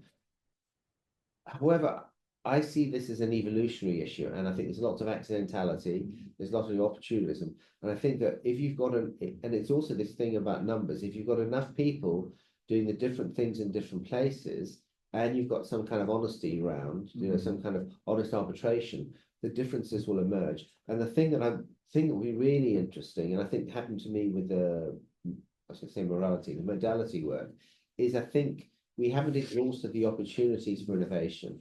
So I don't know how we generate it. And it may be this sort of thing. So I think a lot of evolution's accidental. Maybe you get a really aggressive BFO guy, he tries to do it, and he falls on his face so many times, but his boss kicks him out and turns it over, and he does something completely different, which is the new innovation. It's only because he did the BFO so many times. I'm not okay. You could say same story with BORO. Okay, I mean, I'm not trying to tag BFO. He did this. He did theory X. I mean, you see that happening again. You get this violent reaction against something. The people just don't want to touch it with a barge because they've tried it so many times and it hurts, and that might motivate this radical change. So I'm not sure. I understand what you mean by the question about flipping. I'm not sure that's the way it works because I think that the ontologies at the domain level are very fine grained and there are lots and lots of different decisions. And I think that needs to emerge. I think the interesting flipping thing is that what you see in the structures, forget about the metaphysical assumptions, just throw them away. Look at the structures and then you map between the structures, you begin to see what's actually, it's the structure that matters. Yeah. I understand. I completely agree. I agree. This is not how it's done. It will be. But I don't think it even should be because you answered my question though. So I did. but I didn't mean to. No, there were several. This is a deep question, right? And I think you touched on all of the answers. I was looking for. One to highlight. So in the initial, when you were initially talking through your the answer or responding, you talked about legacy migrations. They're different. This is important. They're different use cases. Some of these structures are better for certain use cases. Certain things that you're trying to do. Legacy, data migration, BFO makes a lot of distinctions. Oh, you mean heavyweight? Yeah, it's too heavyweight. You hear this all the time from developers. We talk to Greg Tower. This is something he'll say, and he's right. Yeah. Yeah, and that's fine. Being able to switch to a different structure is a useful thing for him. Useful thing for us to be able to do. Just to be fair, I think not all of them, I'd agree, but I think there are a lot of the distinctions that are made in BFO are made in a different way because you've got this different, the requirement still comes out. So I think that we need more experiments. We absolutely need more experiments. That's right. Yeah. But I do think it feels easy. I mean, that's why Ian likes it. But having said that, Ian has rushed and done things and they've worked, but when we've gone over it, he's realized he's missed stuff where he needs to go back. And you could argue that BFO with his guardrails forces you to do all of this up front. Blah, blah, blah, blah, blah, blah, blah, blah. Okay, right. But it's kind of the opposite. Okay. Like I think model it's a skill, right? Okay. It just takes it takes a motivation to do it with an ontological headset. And I think that really became apparent me talking to, I don't want to say David, Andrew Herschel, is that he's used to he's got all of his short paths and actually loading up an ontological angst on top is with no benefit. He says, what's the benefit? Yeah, right. Yeah. And that's the thing. Chris, Jay wanted to ask a question. are we still muted? Jay wants to ask. Oh, okay, cool. Just saw it, Jay. Go ahead, Jay. Hey, Chris. Hi there. I'm gonna turn my camera on so you can see me. Oh, that's pretty cool. Yeah, yeah, yeah. So, Let me try and make you Oh, we do yeah, it? We do it. yeah. You could do it. so I have a question. So I had a question earlier, but I was Oh, muted. So, sorry. Yeah. so like 10 years ago, I was doing a lot of linked data work, and one thing that we would tell the government was that really when you can build a graph in linked data, you can build an n-dimensional view, right? Yes, yes, Kind yes. of the idea, and I think with John's switching idea, we're getting at that. Where like, I might have an instance, and I'm going to deal with it a lot differently if I'm a commander on the ground than if I'm somebody at the Treasury Department that only cares about the finances. Like, nearest competitor or whatever can be very different when you're dealing with international banking than when you're dealing with people shooting bullets at each other, right? Okay. Now you had a slide, like it was like your eighth slide or something, and you were talking about when people want to choose what they take.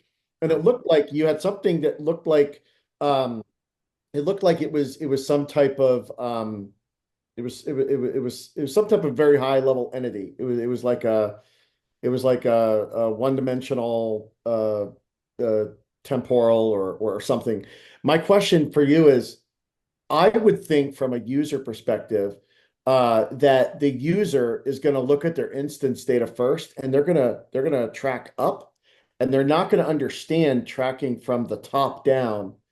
How do you deal with that in BORO? Like, because I would think that I'm going to tell somebody, hey, oh, you're dealing with tracking data. Here's all of these things around tracking data. And then that gets them up to whether they're talking about a material or an immaterial entity. Not to start with immaterial or material entity, because as ontologists, we can do that. But I think that if you're trying to build a system that like common practitioners can use, that might become like a really difficult task for them.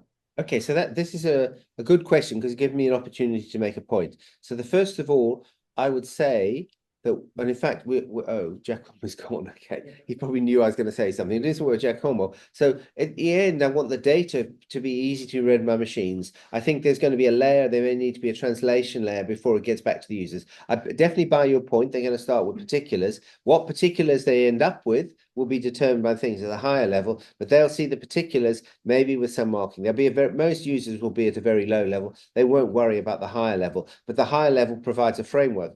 But the structure that we want, and we should be really careful, and I can see why if you go from LinkedIn, you worry about this. The structure that we're after is for machine to machine.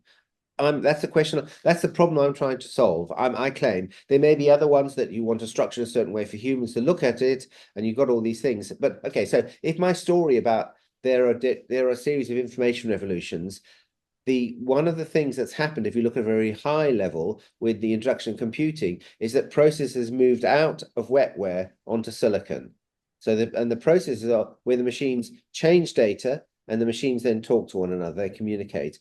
And we don't have, if you think of all we've been living is if you like, is a pen and paper world where the way we persist data is on a piece of paper, and we speak and we write. But all of the changes, if you like, are somehow mediated by our brain, and we go to one where all of the changes and some of the changes in processing are mediated on a computer, and we go to one where actually large, in terms of percentage of the data, it's actually run on a computer. Then the question is, if the computer is talking to a computer and it's a different thing, would we expect it to be different? Now we know from when speaking came in and when printing came in, changes in the information technology actually changed the conceptual structure of our brain. We organize data in a different way. We know this happens. I'm not saying necessarily, I think it will happen when we work with computers. We will change the way we organize in our brain. But even if that happens, that doesn't mean the way that our brain now works should be the way the computers should work when they're talking to one another. So the mystery we're trying to solve, or the thing we don't know yet, is what are the structures we should use when machines talk to machines? Yeah, because what I try to tell people like is the instance data is really all that a user is going to care about, right? And they want it to be realized in the system, but they're not really concerned with what an information content entity is or an information bearing artifact. but they want the system to work for them. And so I would find it interesting when John's like, I want to switch from BFO to BORO. I kind of think it like Marvel with these different universes, universe 666 or 932 or whatever. And so if I'm in universe, 613 or something, and I'm in the BFO universe, Yeah. and I have my instance data and it's all connected up with RDF type, and then maybe our object property assertions are pretty similar across different universes. And then I swap over to the BORO universe, my RDF type to the class, that might swap to something completely different, but it can't just all of a sudden be a bunch of bullshit. It has to actually make sense. Oh, okay. Yes. So Really yeah. world. So I was going to do this. So I think there are two things you were talking about. You were talking about indimensionality, but in another way. Okay. So let me go. I think what it is that as a user, when you're on the screen, you might not notice any difference at all. But what's happening in the background, the whole ecosystem, the way it behaves, it may, in fact, I was talking to Andrew Herschel about this, is that as long as it behaves in the same way when you're looking at the endpoint, when you're looking from the outside, or behaves in a sufficiently similar way, you retrain to use it, it's okay. It's what is going on inside the system that matters. And if more of the stuff that's going on inside the system is controlling what goes on in the world, and the user at the end is just doing the odd bits and pieces, so in terms of causes, then it becomes more and more important how you organize the system in the middle. Yeah. So I'm more interested in, yeah. Like, I guess you were at STIDS last week, and so you probably saw Jeremy Ravenel's demonstration with his AI systems, right? And I know that Giacomo's talked to him, I've talked to him. And one thing I say is like the user, when they have their LinkedIn data or whatever, they're only going to care about that instance data. It's the BFO and the CCO in the background that creates all the object property assertions that makes everything tick. They don't really care about seeing that at all, right? And so that's where we have to realize our stuff's going to live, basically. It's just the instance data that, the practitioners are going to care about. So when we're swapping, I would find it would be really cool if but see, my question is, when we're trying to map to BFO and maybe CCO to BORO, are we just mapping at the high level? Like is BORO and CCO going to be an equal partner top level, or does BORO come under BFO? So I think if you're playing on the screen, you can't necessarily work out how many objects you're talking about. So one of the early mappings we were doing is in BORO, you would have a single person object, and in maybe I should do this. In BFO, you have 3 objects. So John, what should I do? I should do I double click? Yeah, sorry, I won't play with your machine. Yeah, what you trying to do? I'm just trying to make I think Jay's giving us back the screen, so I was trying to get it back up so that I was trying to get back to screen. Oh, okay. Let me move the spotlight. Yeah. You trying to share or? No, just I was going to go back to talking from the screen. Oh yeah, go ahead. So I think if you take the bigger, Jay, the thing that I'm worried about and what we're talking about is if you take the bigger ecosystem, I think if the bigger ecosystem, you might have these users who are doing stuff, but they'll be like 1% or 2% of the system. And what we're saying, all this other system where there's all this other stuff going on, that maybe the users aren't even interlinking to at all, is what we want the structure to look like. So when we do the switch, if it's like a great big SAP accounting system that's paying people's salary and I don't know, charging them for overdrafts, we want all of that to happen in the same way. And there's no users involved, except I suppose when you look at your bank account. Yeah. So, and you would obviously have certain structures that could do the switch and certain structures where the switch doesn't even make sense. Like if I'm dealing with a gene ontology in OBO, it might not even make sense to do a switch to Dolce or to BORO or something. It would only make sense for data that's been constructed into a part of, say, BFO that even makes sense to do the switch. Oh no, I think you can do the switch everywhere, but you can say that from the purpose of the experiment, we won't bother doing it for this, but I think you should do it for every bit, just in case the one bit you decide not to do it for has got this interesting feature that, I don't know, something happens that's unexpected, which is what you're looking for in the experiment, I would say. That's interesting. Okay, cool. Let me try and do this. So the reason I'm doing this is to try to give you a feel. And so what the nice feedback to have would be this isn't the kind of thing that I'd be expecting to do when I'm claiming, I'm doing this as a straw man, as it were. I'm claiming that I believe that the kind of project that I'm about to describe to you is not something that you would normally have expected to do as a student when you're coming to do it. And I'm happy if you tell me I'm completely wrong. I'm not really bothered. I mean, I just want you to tell me yes or no. I don't even want to. I would like some reaction. The reaction will be, yes, you're absolutely right, Chris. We'd never do anything like this. That we never want to because we hate it. No, Chris, you're totally wrong. Last week I was doing exactly this project. It's a good answer. I mean, some kind of reaction would be a good answer. Gonna stonewall you. Just like, no. What did he say, John? We're gonna stonewall you the whole time, just be like, no comment. Okay, so this is I'm actually talking about the early stages of a bCLEARer project here, and I'm talking about something I call the form syntax, which, if you like, is my form in my data. Was one of the things I think we need to define in the data ontology. It's sanitized, though. I think hopefully you'll be able to see it's based on real work. And I'm trying to highlight things that happen in the early alpha stage, just so that, if you like, these are the kind of problems that I think need to be overcome if you're doing it. So, okay, this is just about, okay, this is a claim about how old BORO is. I mean, I don't know whether that's a good or a bad thing. You know, you can say you've been around for so long, how come you've not done so much more? Or you can say, look, yeah, you were one of the first or whatever. Yeah. There is this paper that, if you want to know more about how BORO works, I think you've got the book, and I think in the Zotero, you've also got the 2016 paper. So if you want a simple feel for how BORO works, the 2016 paper is quite good. What's happened? Oh yeah, these are just okay.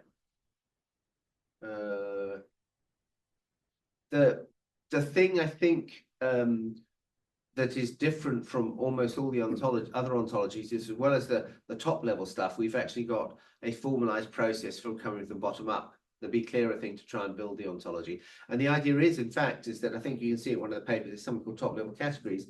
We try and isolate absolute minimal top down as far as possible, the minimum you need, and then you work from the bottom up, and you're trying to see whether all of your previous assumptions work. So is that whether all of the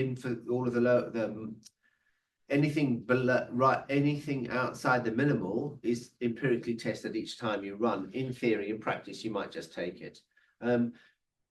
This is just trying to give you some idea of the kind of, I could run through it. There's a range of different ways that you can use. In fact, BORO has been used. I think this happens here. This makes the point that, in fact, it's not just that we've got an ontology and a methodology. In fact, that when people have taken an interest in BORO, they've only taken the top ontology and not the methodology. And I don't know why that is. Maybe, I don't know, people just don't want to do the methodology. I don't know. This is a standard picture. The idea, you take stuff in, it goes through some kind of washing machine, and then it ends up much cleaner. And let's see, we've got these standard, we had to have an acronym. We probably weren't very clever in doing the acronym, but we've divided the stuff up into stages. And I think it caches out in the processes and the code. I think, Giacomo, you're seeing it now. We're trying to, you've got your folders called, yeah, whatever they're called. That's a good acronym, by the way. That's pretty good. You like the acronym? Yeah, like Tim and I, we've tried to come up with diagrams to explain to seniors how you build ontologies, and I don't know. I thought that was really good. Yeah. I mean, we may steal it. We might steal it. Yeah. It's trademarked. Well, yeah. In the UK, so you can probably steal it over here. No, but it's hard. It's hard to explain how the process is done to senior level people that don't really want to get into the nitty gritty of stuff.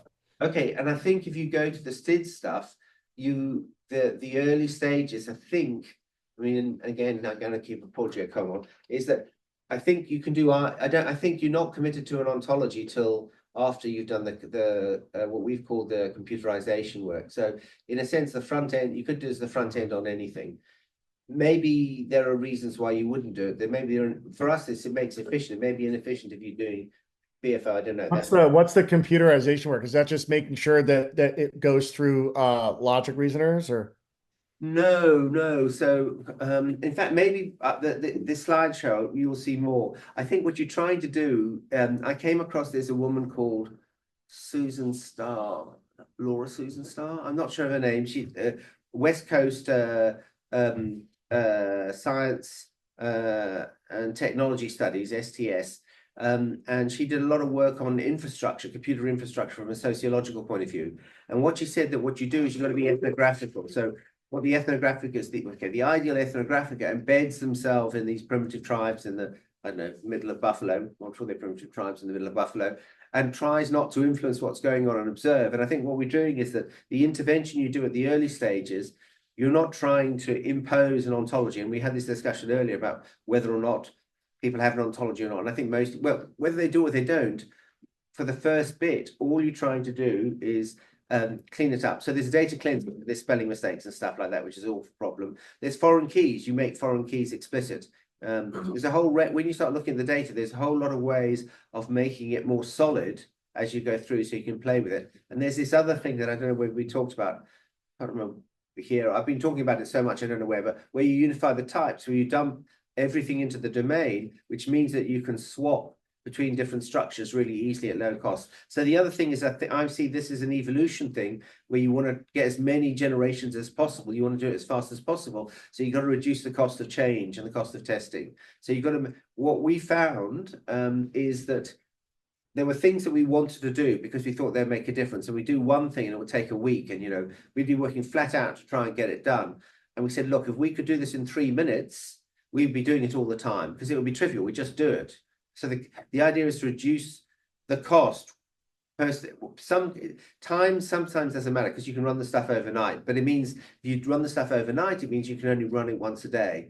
If you want to be able to run these things, yeah, you want to be able to let 1,000 flowers bloom at what was previously the cost of 1 flower blooming. Yeah. Yeah, you'd rather build a process that takes a week that you then can run for 1 minute on the next 150 ontologies than have to do that every single time. Absolutely, yeah. And so we build these tools. That's really good. So we build all these tools, and I think we've often found we do large data, but probably not super large data. But what we found, yeah, is we do this stuff to get it to work, and it takes too long, and then we work on the performance to get it down, and we try and work out on the complexity. So if there are 3 options, we try and run it with each 3 options, so we can do it 3 ways. Because you want to test we want to reduce.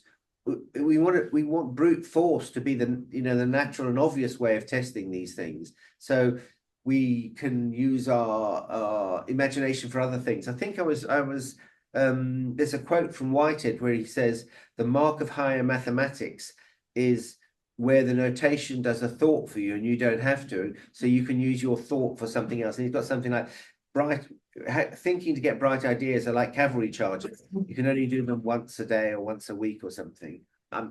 Probably in the time that this was, the beginning of the 19th century, beginning of the 20th century, they were into cavalry charges as the latest form of technology. Okay, so the idea here is you run lots and lots of different times, so you do it on, so you basically want to you want to be able to slice and dice as much as you possibly can, but you also want to be able to, for semantic interoperability, you want a single foundational ontology. So you've got this, you've got these 2 things pulling you. If you're doing it in the sort of the enterprise situations, what we often do is you want to get multiple systems in and you want to pump multiple systems out from the same source. So that's a big test of trying to get structures that work across the various bits of domains for the various perspectives. This is just the idea. You can actually stop.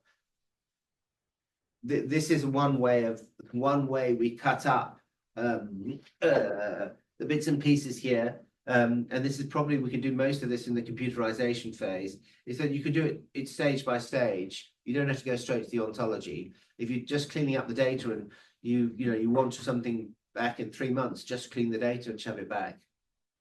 Okay. I don't know whether it's something that you guys are familiar with, but in the asset management, where assets are physical buildings rather than stocks and shares, one of the things that happens is particularly if you've got machinery that's working, is you need to have data sheets for all the things on it. So I'm pretty sure you do the same thing if it was a naval vessel or an aircraft and stuff. If it's got a pump, you have a data sheet for the pump. If it's got an engine, you have a data sheet for the engine. So you get these masses and masses of data sheets. And then what you do is you normally have a doc management system where you store the data sheets and you store some of the information in your system because you want to track maintenance and various other things. As you can imagine, as you've got a vast range of suppliers producing the data sheets, traditionally you've got things in a variety of formats with a variety of names. So there's a harmonization issue. So just like you're trying to harmonize the definitions, I think, which I see with your DoD stuff, you know, what's fentanyl and stuff like this, what you're trying to do here is harmonize I suppose you are trying to do a vocabulary, but it's a different vocabulary. So this is trying to tell you what a data sheet is. In fact, I think it's probably easy given time. This is straight out of Wikipedia. Yeah, there we are. There's a data sheet. What I found, okay, so this woman, I'm trying to remember her name. Can you jump in? Is it Star? I can't remember her name. Sorry? I think it is Star. It is Star, yeah. So one of the things that's intriguing for me here is that if you look at this is, I think, of an ISO standard, is that it assumes that you can work out what the various things are. So, for instance, that if you look at let's see, can I put a cursor? No, I can't put a cursor on here. I'm trying to do it on here. So, you know that the value in there is related to this thing here, but we know it because you know how to read it. Yeah. So there's all lots of stuff on here, but none of the explanation is telling you about the form. Now the computer's going to read it and it's going to have to know that this is related to this. It's got to do extra work, and none of the descriptions bother to do this. So I think it's because you can see that it's living in a pen and paper world. You know, it's living in the 16th century. It's not trying to work out how you get computers to do stuff. They would claim that this is, particularly if you put this in an Excel spreadsheet, they'll say it's machine readable, but there's a hell of a lot of implicit structure in the thing. Okay. Okay, so this is just basically saying it's an area that's right for digitalization.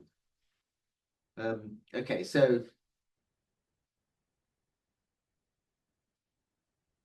we had a discussion, I think we had some disagreement earlier on in the week about whether things were structured, semi-structured or so forth. That there is I think depending on the context, you pick your definition. In this particular context, we're going to say the form is semi-structured. And I think it's actually slightly more subtle than that. It depends how you do your form. So if your form comes in as a PDF and you have to OCR it to try and work out the structure, I don't think it is really structured. Actually, what these guys are doing, I think that's the API we'll talk about in a second, they've been designing standard spreadsheets for people to use. But A, the way they design the spreadsheets, and B, the way people use it, it's a lot of the structure gets lost. Where are we?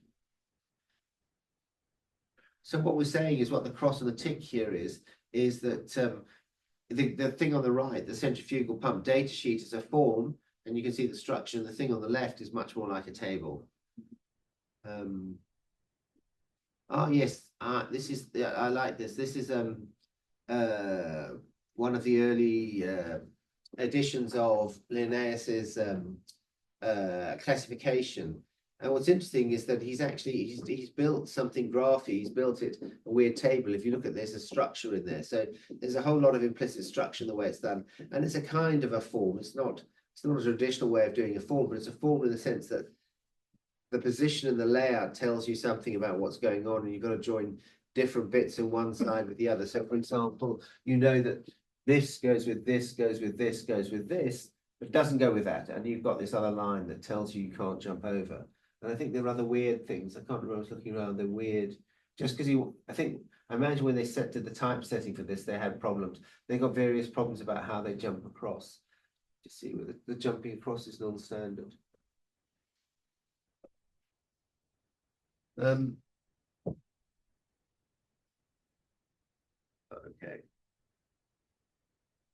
This is just trying to describe the project and the way you did it, and you take it at various stages. So these are the various stages that we're going through. So, and the way it was implemented. Yeah. I think this is old tricks. Yeah.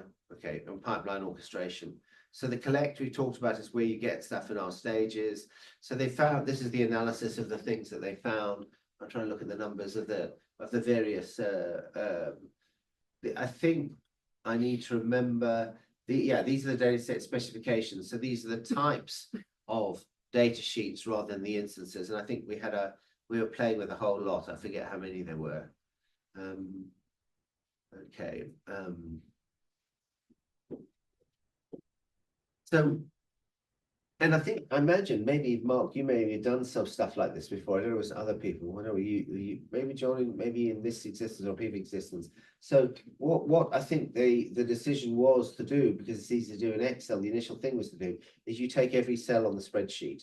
So I think even when you merge cells in the spreadsheet, I believe, and if someone knows Excel better than me, they can speak up, that you're not actually merging the cells, you're deprecating some of the cells and making one thing a primary cell, so the cells are still there but empty. So but in the background you can get this full grid and column. Just try and see. Let's see what's going on here. So one of the things that we do is you get these Excel sheets coming in. We're trying to find a process of loading it up. We in this project they were using UIDs. We use shorter BIEs, not that it matters, but everything has an identity. And what they're doing is they're giving every cell identity. And the guys who did it, the team that did it, were relatively new to the process, and we gave them some hints, but we didn't put a lot of pressure on them to organize it in a certain way, because I think when they do that, they sort of feel they lose responsibility for the work they were doing. So they did things that they made choices that we wouldn't have made. In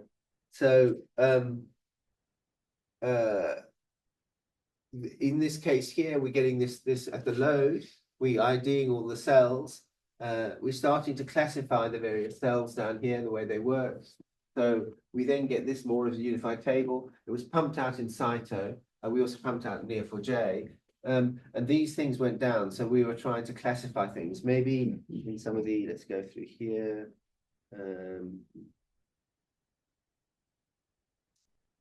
Yeah, so what these were when they were classifying the cells that could appear on the data sheets. This was the first range of things that they did, just as I suppose they were engineers, so there were sort of engineering SMEs rather than data SMEs when they were doing it. We do some analysis as you go through. You can always run your analysis over it. It's always a good idea to do it. You always visualize it as what's this thing? Yeah, you can visualize it to see what's going on. Yeah, this was Neo, not Cyto. So one of the things that I'm going to have to try and remember this. Here, okay, so let's go through. So this was, remember, these were the classifications that you use. So these are, we're in computerization now. There's no ontology or anything else going on. We're just in computerization. We're saying that's a property and that's a sub-property. And we're saying this is a data sheet title. And I think this line's meant to be a purpose. And I think you can tell just because it is that's a different line from this, yeah? So what they were doing is they're trying to find some way of just working out what's going on, the various things.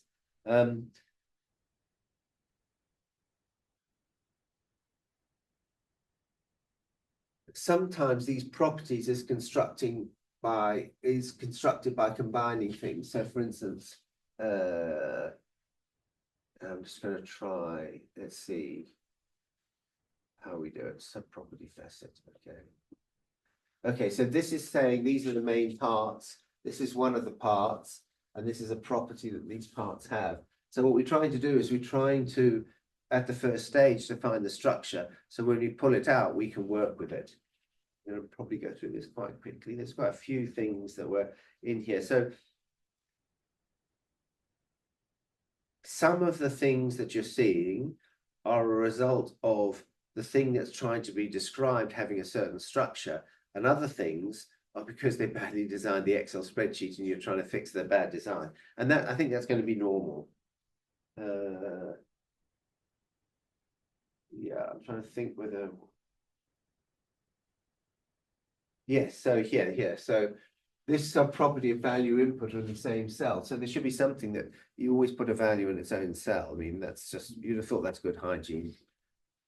If you're not used to working in a data world, it's not an obvious thing to do. If you are, yeah. And I think these are API data sheets, American Petroleum Institute. So engineers, I think, engineers and ontologists have this thing in common. They believe that because they've got these amazing skills, they don't have to worry about learning about a new domain like data. They know how to deal with it. Yeah. Can I ask a quick question? Go for it. At the risk of sounding oblivious, you're processing these to like reformat them into terms and so forth that can then turn it into a representation as an ontology? I think I probably skipped over at the beginning. So ontology is part of the stage of the process. So there are two things going on. One of the things is that when you set up this asset, one of the things you do for all of the equipment that you've got on the asset, you need the data sheet. So if you're going to do maintenance, this pump goes wrong, you're going to want to find out the pump, so you want to find out the data sheet. So that pump in your asset management system will have a tag number and it'll point to the data. But as well as that, in the source system, the maintenance system, it'll have certain information about the pump. And I'm going to see it in a second. Some of the stuff that's in here, you want to store in your system. In fact, quite a lot of it you want to store in your system because it'll tell you how to do maintenance. So one of the things you're going to do, one of the things that happens at the moment is they take a minimal amount of information because I think, I'm trying to remember how much they've got. They've got something like, there was 400 million pieces of equipment that they got on this site. It's one of the largest sites in Europe. This doesn't necessarily relate to that site, but this site had that problem. And they're saying, how are we going to set all of these things up? The data sheets come in. How do we read the data sheets? It would take, I don't know, a team of, well, they do actually ship it out to India and get the Indians to do it. They get teams of 500 Indian engineers going through and doing this, but even then it would take them 2 years. And then in that period, then it'll replace a whole lot of stuff and need new data sheets. So the problem is they've got to set up their maintenance system with this information. So they're going to, the question is, how do they do it? So one of the problems, we'll come to a second, is the data sheets aren't consistent. So you get 5 data sheets for pumps and they use different terminology for the various different things. So you're in a harmonization process for setting up your asset management system. There's something else then going on behind, which is the title of the whole presentation, is what they think. So they, in a way, they couldn't justify the effort that they're going through just for setting up this one system. They're saying, if we've got a process where we can harmonize everything, we've got a standard, a way of approaching all of our different things. And then suddenly the economies of scale become useful. So it's your ontology as a tool, but really what you want is you want a harmonized set of data of labels for pumps and the way they do things. Maybe let me try and go on here. And it's a while since I gave this. And the other thing as well is that it's from the data, it's not, and you could do a lot more analysis. It's not clear how you should structure the data. So you're getting it secondhand. So you're getting data on a data sheet. So you're not looking at the original asset. And then you're saying across these data sheets, how do I organize it? Now you might be organizing a structure that the people who built it devised that doesn't reflect the structure of the actual asset you're dealing with. So that's another problem we'll get to later. And that's probably where some of the ontological things might come in. But all we're trying to do at the moment is to say, we've got these data sheets, we've got information in the data sheets. We want to store it in somewhere, not lose it. And how do we do it? So you just come up with a set method for interpreting all the data and organizing it. You try, okay, so what I was hoping showing you is you try lots of different methods to see what works. So it's very empirical. So it's not like I'm telling you you're going to do it this way. The guys that, these guys who make pumps, they sell it to, 101 or 1,001 different people. They've already set it up. They're not going to change their data sheet. Yeah. So what you're saying and what you're trying to do is you're trying to find a way of organizing the information coming in, and you want to see if it works. Because the other thing is then you've got another problem is whether it'll go to the system on the other side. But even when you've got the information, if you say, I think this data sheet works this way for pumps, and you have another one for data sheet for pumps here that works a different way, you say, are we talking about the same thing? Do we need 2 ways or one way? So it's a very empirical, and it's not what's plain from the engineers do it, and they realize after a while is that their intuitions are of some use, but they're certainly not the final answer for the structure, because they have to keep on going back into the structure again and again and again. And I think I'm trying to get here. This is, yeah, these are just trying to say all of these issues here are trying to say, if you're looking at the form, you've made assumptions about the form that don't cash out when you try and load it up and get it into a computer readable format. So you have to go back and look at your form algorithms.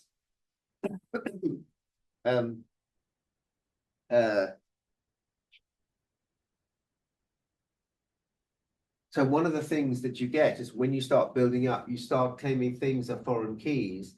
But then basically, so you have a list of certain types of properties, you just check it's there. And I think with Giacomo, we're doing that with, remember we're doing that with the year and with a legend, yeah? So you've just got to do this checking to see where it's consistent. And if you've got large volumes of things, it's really easy, A, for there to be a mistake in the original data, and B, more common, you to have made a mistake when you're extracting it because you're not doing it properly.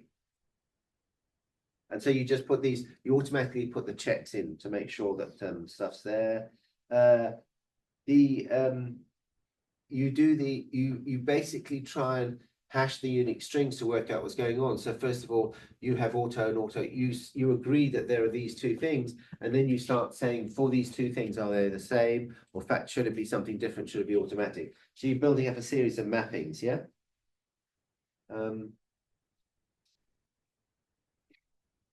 If you look here, you've got auto ignition temp with, I think it's, I can't read the full stop, colon, and then you try and rationalize what you're doing. And I think they wanted to rationalize in lowercase.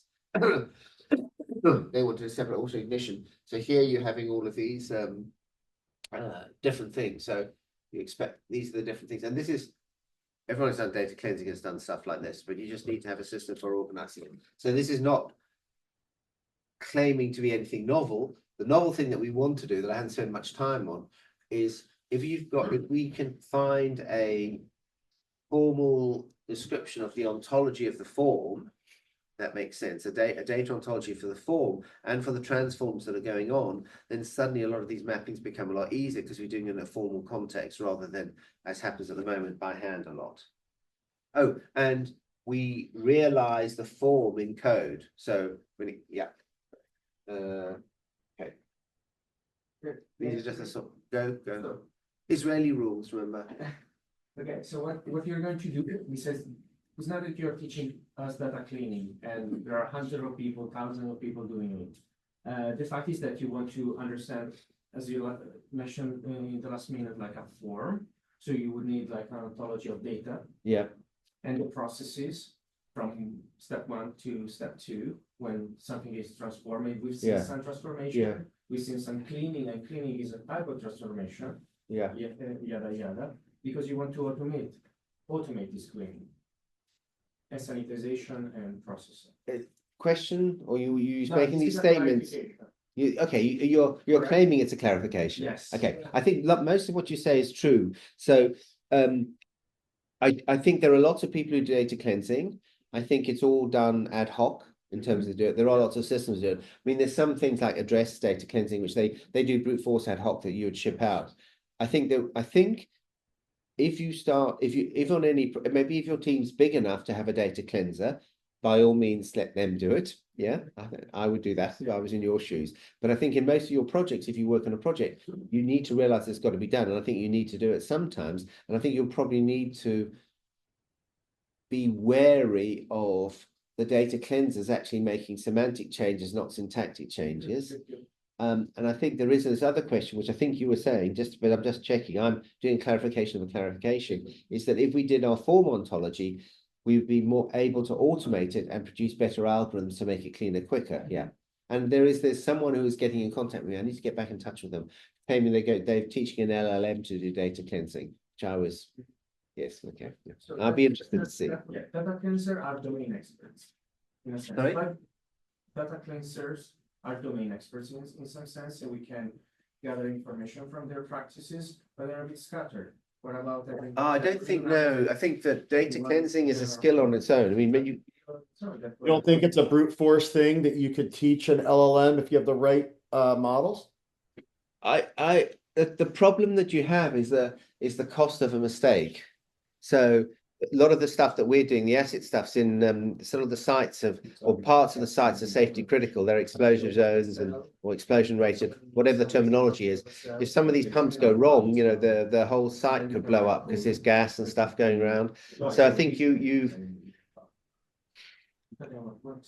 I think that a lot of the cleansing is deterministic. Or semi-deterministic. Maybe you could use an LLM to prompt you for changes that a human reviews, or maybe you could use, I think you use the LLM part of it. I think there's always a human in the loop, right? I mean, or something in the loop, yeah. Okay, something in the loop, then that's different. I agree with you. If you're getting it to get suggestions, it probably is a good idea. But I think these guys there's obviously going to be times when it could do something and it could easily transform it, right? It's like, oh, it's going from this standard to this standard, and all the digits are there, and it makes sense. And then there's one where maybe somebody messed up, and you know, a human's going to be able to tell, oh, you know what, they were typing and they typed in a alphanumeric character, but this completely looks like a telephone number. I'm going to take this out. I mean, but those are decisions that obviously you could then create LLMs that would fix those. I mean, but you're going to have brute force at some point, because there's no way for humans to be able to clean all data. What you do is you find patterns that are allowable patterns and you legislate for them. I think there's lots of stuff in NLPs for stemming and things that you can, or the same words that you can use, and they're okay because they're deterministic. I think the thing that in this particular case, so in the general case, I think it's a different thing, but this particular case, it's really important that the data, or it could be really important that the data doesn't have errors because they're safety critical pieces of equipment. If it was non-safety critical, I think the things might be different, yeah? And if you just got a pile of data that's a mess and you don't mind if it's 40% gets cleaned and the other 60% actually gets made worse, if you don't mind that if that's a success, I think LLMs are probably more, what's the word? Would be something like that would be a sensible way of doing it. Well, like I look at like taxes, Chris. I look at like taxes, right? And so you have these systems in the United States anyway, where like basically you'll have a prompt ask you questions, it'll fill out your taxes, and then just ask you if you want to use like the wizard, or if you want to do it yourself. And obviously, if you do it yourself, you can input errors. Yeah. If you allow the wizard to do it, literally, they will never have errors because they're never going to have a fat finger or something. So, I mean, couldn't we be getting to a certain point where things like LLMs and stuff are the ones that are building the data? And so therefore, like, you're only going to have clean data because like you can't have dirty data because a human isn't actually doing it? Okay, yeah. So I think just to be clear, if the context here is the API issue these Excel spreadsheets. They're going to probably only issue them once every 5 years because people don't like change. That's done. People are using them now. The other thing is when you do the data sheet for a pump, you don't reissue it unless you build a new pump, and some of the pumps are old. And in fact, some of the equipment's quite old, so some of the data sheets are quite old. So you've got I think that you should change things downstream. So maybe all the stuff you're saying probably could be true about the next generation of data sheets. In fact, one of the feedbacks we're thinking about doing about this is giving a feedback to people about how to design the Excel spreadsheet to make it easier to consume, which we could do if we've got this data ontology for forms. We can express it in what's good or bad relative to that form. Yeah. So I'm not. I understand what you're saying. Like in the government, we have a problem with how do you build systems to future-proof, but then still build systems that can work with legacy data. Yeah. And what you're saying is some of these pumps and some of these systems are legacy data. Yeah. And they're dirty and they're ugly, and you got to work with them. Yeah. Yeah. That's the particular problem that I'm looking at now. So I think if you loosen the constraints, all sorts of other things become possible. And I'm going to try and zoom through this. We have got I think there's some LLM later on. Let's see, we're in 83. Let's try and zoom up. So this is again just talking about the kind of things you need to do for data cleansing. And I think that I think Federica, you were sort of dismissing it slightly as data cleansing. Was that? No, okay.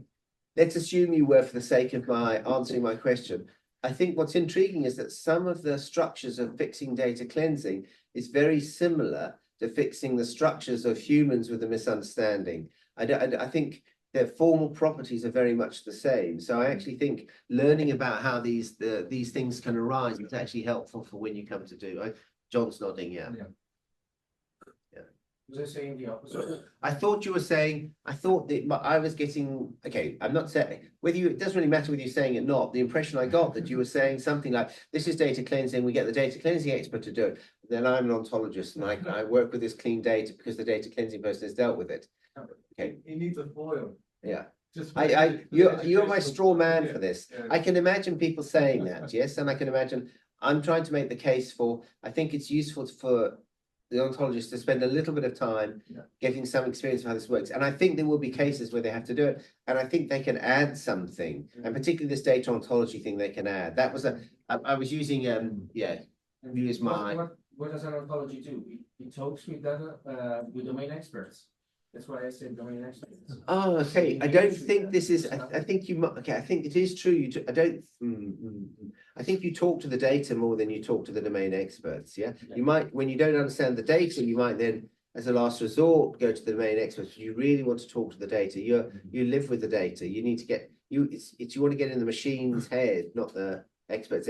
And the If the data is good data, you shouldn't have to talk to the experts. Yeah, I agree with this. Can I? Right, Chris?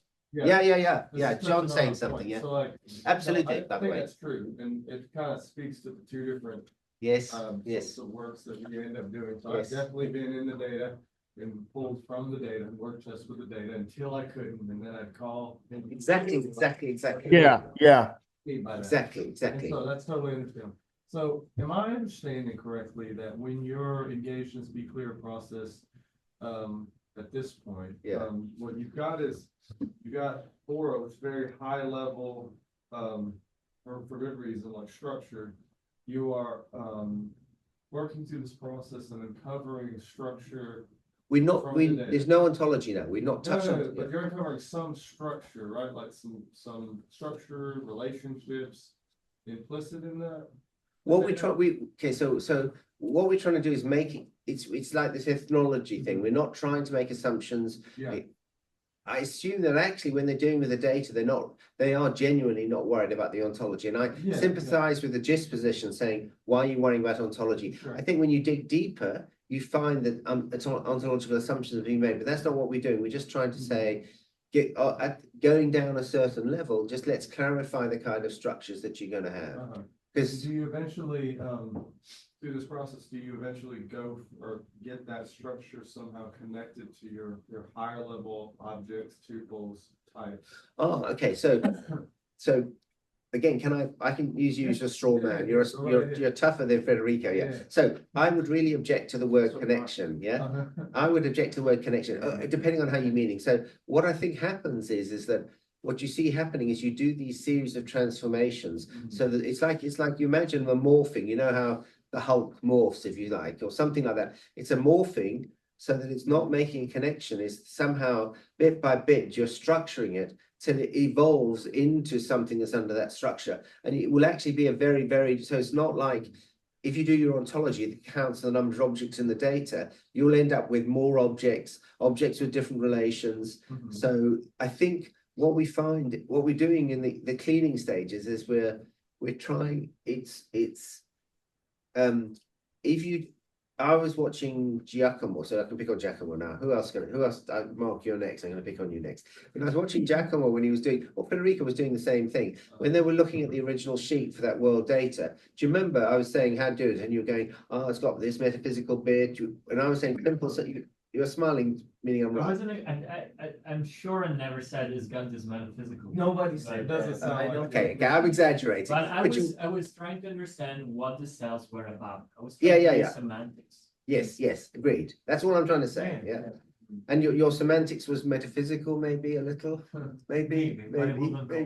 Okay, so No more than this. I mean, when we let's say we were considering the semantics not much like what kind of ontology. So when we united two fields that were like in two different cells, we said, hey, they are talking about the same we should have one cell instead of two. So we did a syntactic decision. Oh, yes, yes, transformation, yes. Because we got from the understanding of the data that.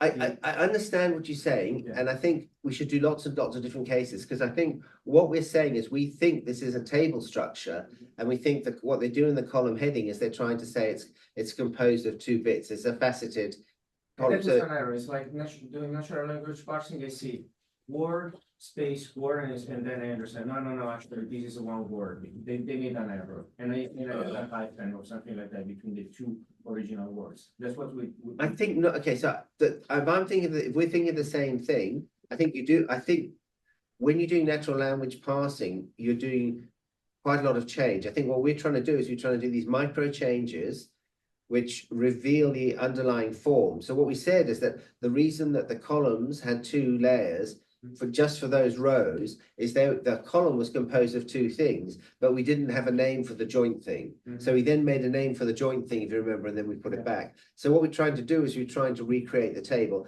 And one of the things that does happen is that because you're trying to get a table stuff is we do actually lose data and put it back. So sometimes we try and force things into a table stuff, and we know we're losing stuff, but we need to get it to do the processing, and then we'll go back and get the stuff that we lost and put it in. So I think it's not like we're worrying what a year is, and we're worrying what whatever the legend was I can't remember, extract or estimate. That's right. Well done. Yeah. So we're not worrying what estimate actually means. We're worrying in this context. Are year and estimate two different things? We just need to know they're two different things, and they're two different. They may not end up being two different things. They may actually end up being the same thing. But we're saying because the way they've structured it, they've got two different slots. So we're just trying to get the slots clean, and then we'll ask the question. So I agree with you that we're making a semantic decision that they're different, but it's more. It's not like trying to work out what it is in the real world or anything. We're trying to say, look, in structuring the data, are these? Yeah. It's very minimal.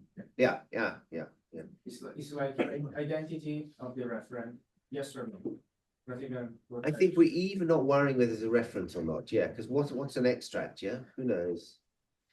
So we're giving the credit. We give the benefit of a doubt that if they use a word, they're probably going to refer to something, but we're not bothered what it is. Yeah. Yeah. So Chris, at this point, you have a way cleaner structure, right? Yeah. When you go through all of this process. You have a way leaner, did you say? Cleaner. Yes. I hope so. Heard what you want. Yeah, both. Yeah. So how do you go from there to attaching the ontology bits? Oh, you start all this. So that's the point that I was trying to make. So all of these questions you were asking about what are the semantics? You start asking now. Yeah. But then when you start doing, and this is the thing I was reacting slightly to your, I know maybe, I'm pretty sure you meant, by connection, you meant somehow getting a new version of the model where it's connected up, not that you just leave the old data model the same. Right. I think what you get used to, and we haven't done it yet, and maybe I don't know whether we when to do it, is you do it incrementally, step by step by step. So it's like an evolution. So it's not like I've got this structure here and I'm going to fit it in. You'll say, I think these are probably two separate things. I think these are the same thing. And you slowly make your way to the right structure. You do that? Sorry? You do that? Like manually? Oh, no, we write code to do it. And there are 5 different ways of doing it. And if we've got time, we write all 5. We look at the cytos, look at the graphs, we run the queries on them. We do all sorts of stuff to try and we're trying to create the space. Too often you've only got one go, you do the one go, and if it just about works, that's good enough. And for evolutionary purposes, if you're trying to get a really nice, clean, highly evolved structure, you want to do it in 10 different ways. Yeah. And the other thing is that when you've got a lot of stuff and you've got to preserve the operational integrity of what you're doing, you want to do it Mark, you do this, don't you? I mean, I'm probably, you do something similar to what I'm saying. Yes? Maybe? No? I'm not sure what you're saying. I'm saying that, so we're talking about you clean the data and you're going to start converting it into an ontology, maybe a knowledge graph of some set. You would do smaller steps rather than bigger steps and check at each stage that you've done it. Well, yes, that's what I would do, although I've seen people Do it in one step, yeah. They spend, yeah. Yeah. the People that I used to work with would, you know, create this gigantic monolithic transformation model. Yeah, yeah. And then run it, and then, you know. Spend the next month trying to debug it. Okay, okay. So I think we're saying the same thing. We're saying if you want to do something badly, there's 101 ways of doing it. We can tell you some of them. We can't tell you all of them because there's so many. But it's better to do small and inspect. Yeah, of course. And you- Absolutely. And you can try. You do one thing, you check whether it works. If it doesn't work, you back out. You do another way. Yeah. Okay, so I'm really curious about Yeah. the steps, like in the implementing steps, the evaluation, steps that goes on. if you look, there's a uniclass paper. You can see some of it. So what we're doing is we're slowly stripping out. So you strip out one by one the uniclass paper. I mean, it's not perfect. It was actually an intern that certainly did the code. I'm trying to remember how we did the presentation, but it gives you this thing. So there are about six, I think there's 6 steps before you come up with a final structure. And I mean, I don't know whether, I don't know, it'll answer your particular concern, but it will show, that will be an example of doing steps. This is good. So when I first saw this, my impression was that, because you had such a high level structure, it was reminding me very much of Michael Tupper. Okay, When I talked to Michael's students. Yeah. And they build on college. Yeah. I talked to them about how they did it. I asked them if they had any guidance from Tupper. yeah, They're like, no, okay, we just thought really hard about what the structure was, Uh-huh. because it's just a lot, there's just a Yeah, formal yeah, yeah. logic of hierarchies, and so that sounds very high level, very similar, in terms of like. yeah, structure. And so what it sounds like is you do have that high level structure, but then you have, sounds like some incremental guidance. on It's the a way. vision about where you're trying to get to. Yes, which is good. Yeah. Good. We do something similar, although I'm curious the extent to which, we have like rules of thumb Yeah, that we use, like Mark would use, or I would use when we're building these things incrementally. I'm curious about yours and specifically so that we can compare notes. we should Because get, we can get better. we should, yeah, we should get Andy on. I think the thing that we do as well is, and we've done all sorts of different things, so we want control of the form.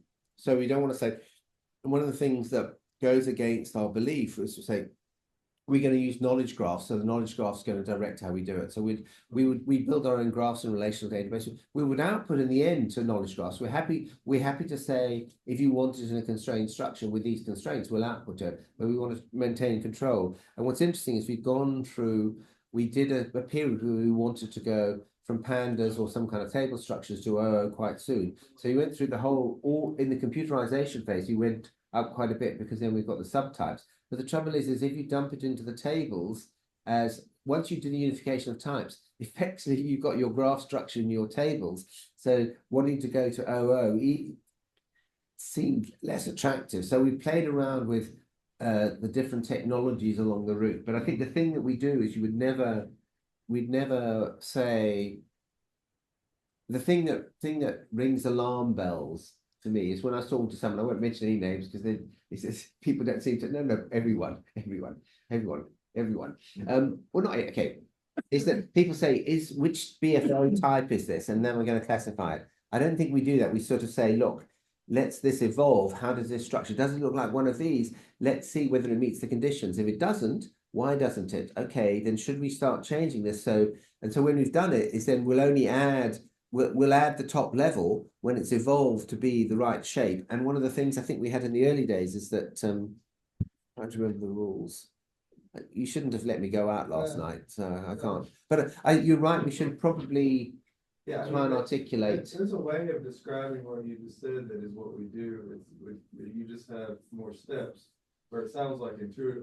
You have as many steps as you possibly can, And then almost. I am not sure what the steps are, and I want to know. So here's a contrast. So Yeah, I can do a lot of steps quickly because I've been doing this for a while. yeah. And so what you're describing sounds like a bunch of steps that you might teach somebody who's not done this as long to follow, and that's fantastic.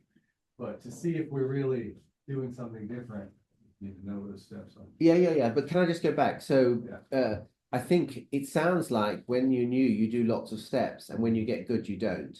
And we think this, and then we fuck up completely because we do this great big monolithic thing, and it goes wrong. We think, okay, and then we spend a week trying to find it. You always do steps. You know, however good you are, you always do steps. Yeah, this is. It's a professional thing. Just, Yeah? you just don't realize you're doing the steps. Yeah. Sorry. Sometimes you don't realize you're doing the steps, right? It's like the golf swing. It's like you watch somebody who's on the golf range. Oh yeah. And they're thinking about where their elbow is and everything. And then you see some guy who's just striping it. He's not thinking anymore. I have a question though about. I think we've got a case. You said you need to control the forms. You said when you say you have to control the form, what do you mean by that? Because I'm thinking, okay, if I want to have something like an information content entity, I can't have it without an act and a process that created it, or something like a process that created it. And then in order to actualize it, I need something like an information bearing artifact in order for it to come into existence. Right. Okay, So I mean, are you thinking about the form like that? Like there's multiple parts, multiple IRIs, multiple classes? Okay, so not quite. So when you're in BFO land with all this structure, you've got to assume that the language you're using can support the structure. So you've decided in the form's crystallized. By form, I mean that you can go from single classification to multiple classification. You can go from binary to ternary to quaternary. Basically, you've got all of the different ways in which you want to structure things. Forget about you might have these ontological insights about the way you want to structure. So what you do is you write a transform to that structure, and you see what it looks like. So I think I'm talking about form on the journey to these things that you're talking about, because they will emerge at the end of the journey. And I'm also worried, or not worried. Someone was saying that you needed this flexibility in the form to be able to link. And I think if you've got control of the form, that you can do it any way you want. And to be honest, I don't think you have it in first. Well, you can have it. You sort of can do it in first order logic if you put everything in the domain. But even then, I think there are, in the data world, you could got easier ways of playing with these structures to see how they cache out. That's what I mean by form. So I think. So I was thinking something totally different. So you're thinking more of the data transformation of like, what is the data type going to be? What is the range and domain of the data type? I'm thinking form more of probably in a philosophical sense of the form that the structure of the class needs to take and the relationships it needs to have in order for it to even exist. So it's interesting when we talk, because language is just so important for us to be able to understand each other. I think I understand. I actually think I think that there's not such a dissimilarity, because what I'm talking about, first of all, when I talk about data ontology, I'm talking about the form of data. So it's the same as your philosophy. Yeah. But I'm also think that what we're aiming to do is trying to make the structure of the data match up with what we think the structure of the ontology should be. And what I'm doing is I'm playing with a form till I get something that goes there. And the reason I'm sort of backing off from you, I think you've got this other problem and I think it illustrates that I think we go about it in a different way. As you're saying, I know what my final goal is, how does it fit in? And I'm saying I'm actually not going to worry about, or I'll marginally worry about my final goal. What I'm doing is I've got these structures and I'm saying maybe this one's one of those. So how do I change the structure so that when I make the connection, it's already the right shape? Yeah. No, I don't believe that I know what the final goal of the structure is either, because I try to future-proof things and I try to think of things from a semantic search discovery perspective. Yes, yes. I remember I had this senior level data scientist in the room once, and he was like, I want everything. Yeah. I want everything for all possible assertions. And I was like, wow, that's a big ask, but that's where we really need to get to. So yeah, I know, I understand that, like, you want to be, I mean, you have to be able to have, say, an instance where you can have different data types that it can be presented in. And yeah, I understand it. Yeah, it makes sense. So you've been waiting a long time. No, it's a moot point. I'm just thinking this whole time, this is like synonymous to table decomposition in relational databases. Okay, so I'm not particular in what way. Sort of you take a table and you divide it in half with two primary keys. You're building the tables, right? Like you're taking the data and you're building the tables based upon Oh, yes, yes, yes. What- We're right. building tables because it's not easy to work in pandas. And I mean, I'm not sure how, looks like they're doing Excel actually, but I think that it's pandas and Python behind. Well, actually, no, it's Ultrix. Sorry, it's Ultrix behind. But then they use tables. Yeah. They like tables, yeah. Okay. But they're not sure, they're semi-dumping it into they're sort of half creating a graph in it. I don't think, these were people, engineers who not got much training, were left on their own to do it, which we're reporting on. Sorry, John. So, yeah. You want to see it? I'm really curious, so I'm curious about if you have your, I don't know where I'm going goggles on. Yeah. It's fine. I mean, I've worked in the data like that too. I'm curious as to how you get Oh, okay, where so, you end up. and so, how you can be confident that you'll get there. okay, so it's a real problem. Fine. No, I understand. Okay, so this is interesting. So I've been chatting to one of my colleagues who's working on it, and I'm saying, look, you know, he's saying it's going to be one of these, going to be one of these, and I said, look, you have these intuitions because you know what the goals are, okay? But I'm saying you shouldn't do that now. You need to try and step back. And I think I think what happens is that it's an 80-20 thing. Mhm. Is that and probably there are times when you make a mistake because you assume it's going to be, you assume you can see the Yeah. goal. But I think you're right, is that if you didn't know any idea what the final goal is, you wouldn't, you have, okay, when you start, okay, so what we would do is when we start asking questions, we would use, okay, okay, that's a good thing. We use the criteria of identity we need for the major types, for the top types, but nothing else in between. So if you say what I mean, so we say, has it got members or not? If it's members, it's a type. Is it a relation or not? And then when we've got the criteria of identity, I think we use the criteria of identity right at the top to cash it out, and then we see what happens in between.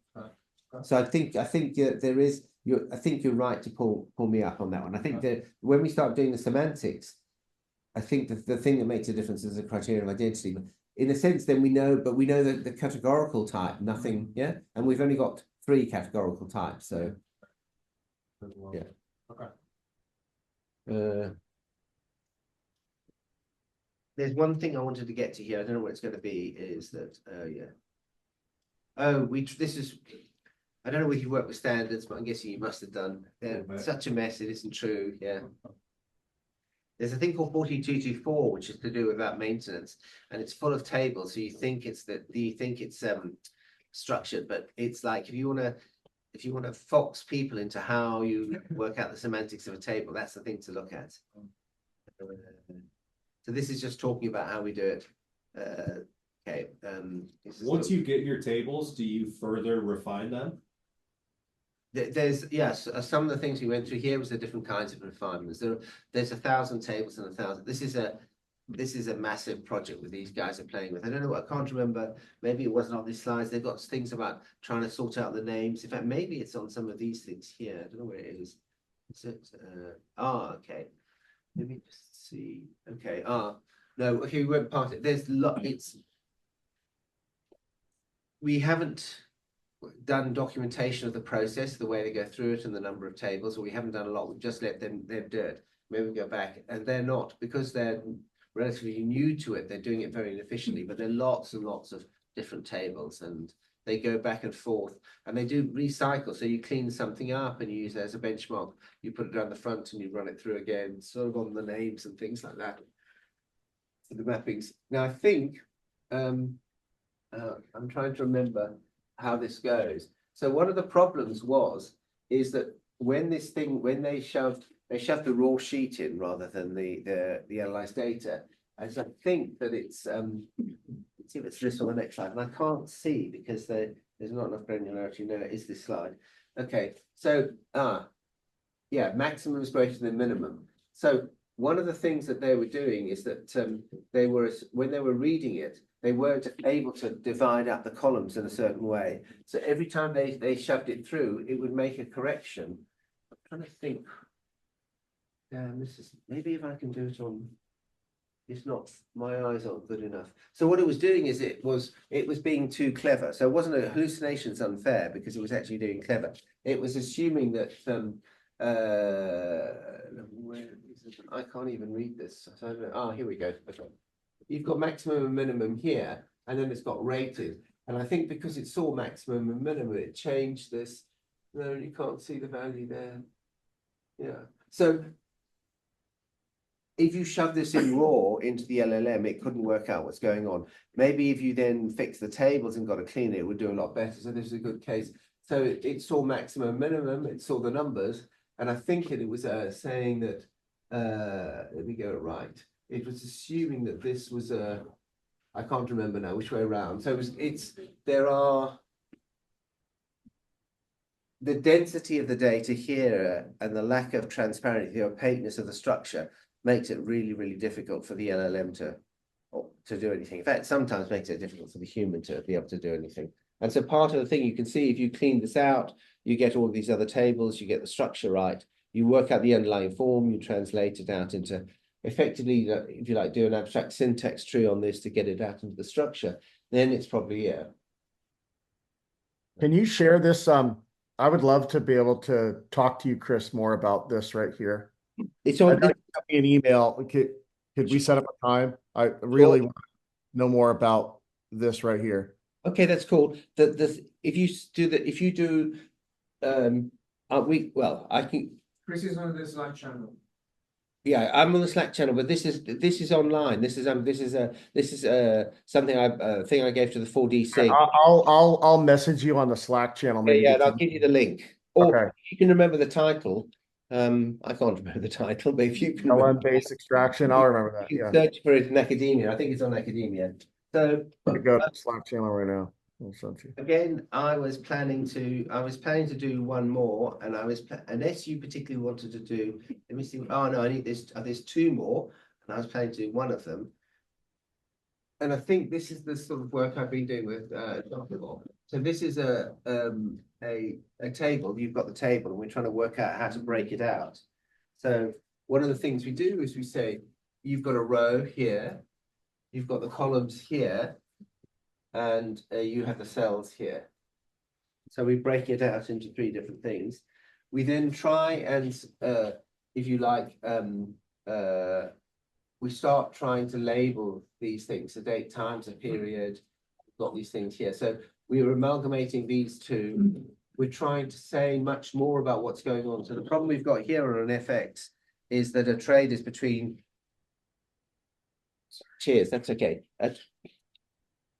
I think it's with the thing I talked about on the bCLEARer thing is that when you do your FX trade, they say, so you do your FX trade. So if you say the counterparty, it's the other person, but actually it's between, I don't think who they are. It's between Coutts and, let's say Coutts is the bank. Oh no, Coutts, Coutts counterparty. So what you've got to do is you've got to make the day say explicit. So Coutts is the day say.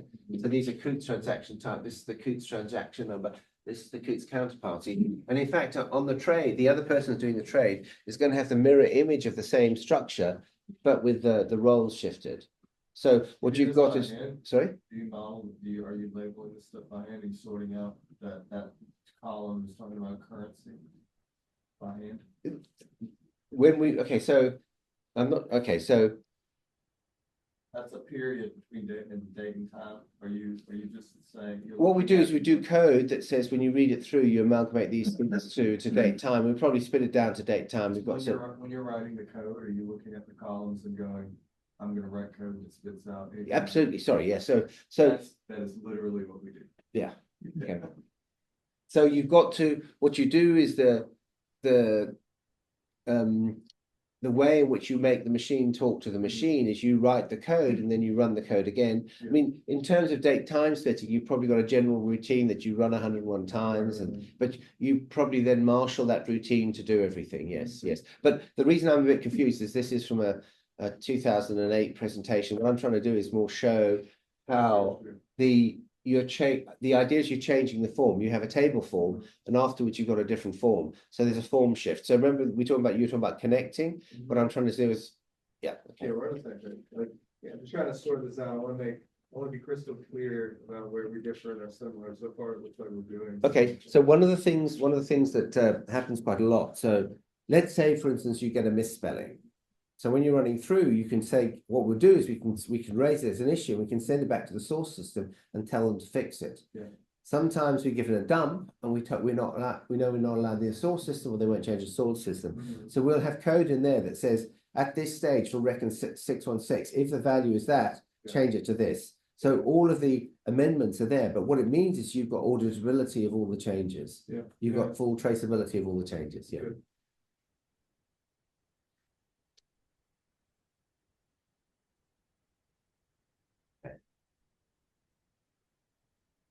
Oh yeah, so this is, let me just see, I'm trying to remember. So what, now we're building it up. So this, again, this back from 2008. So we go back to here, we started with a table and we've ended up with a network here.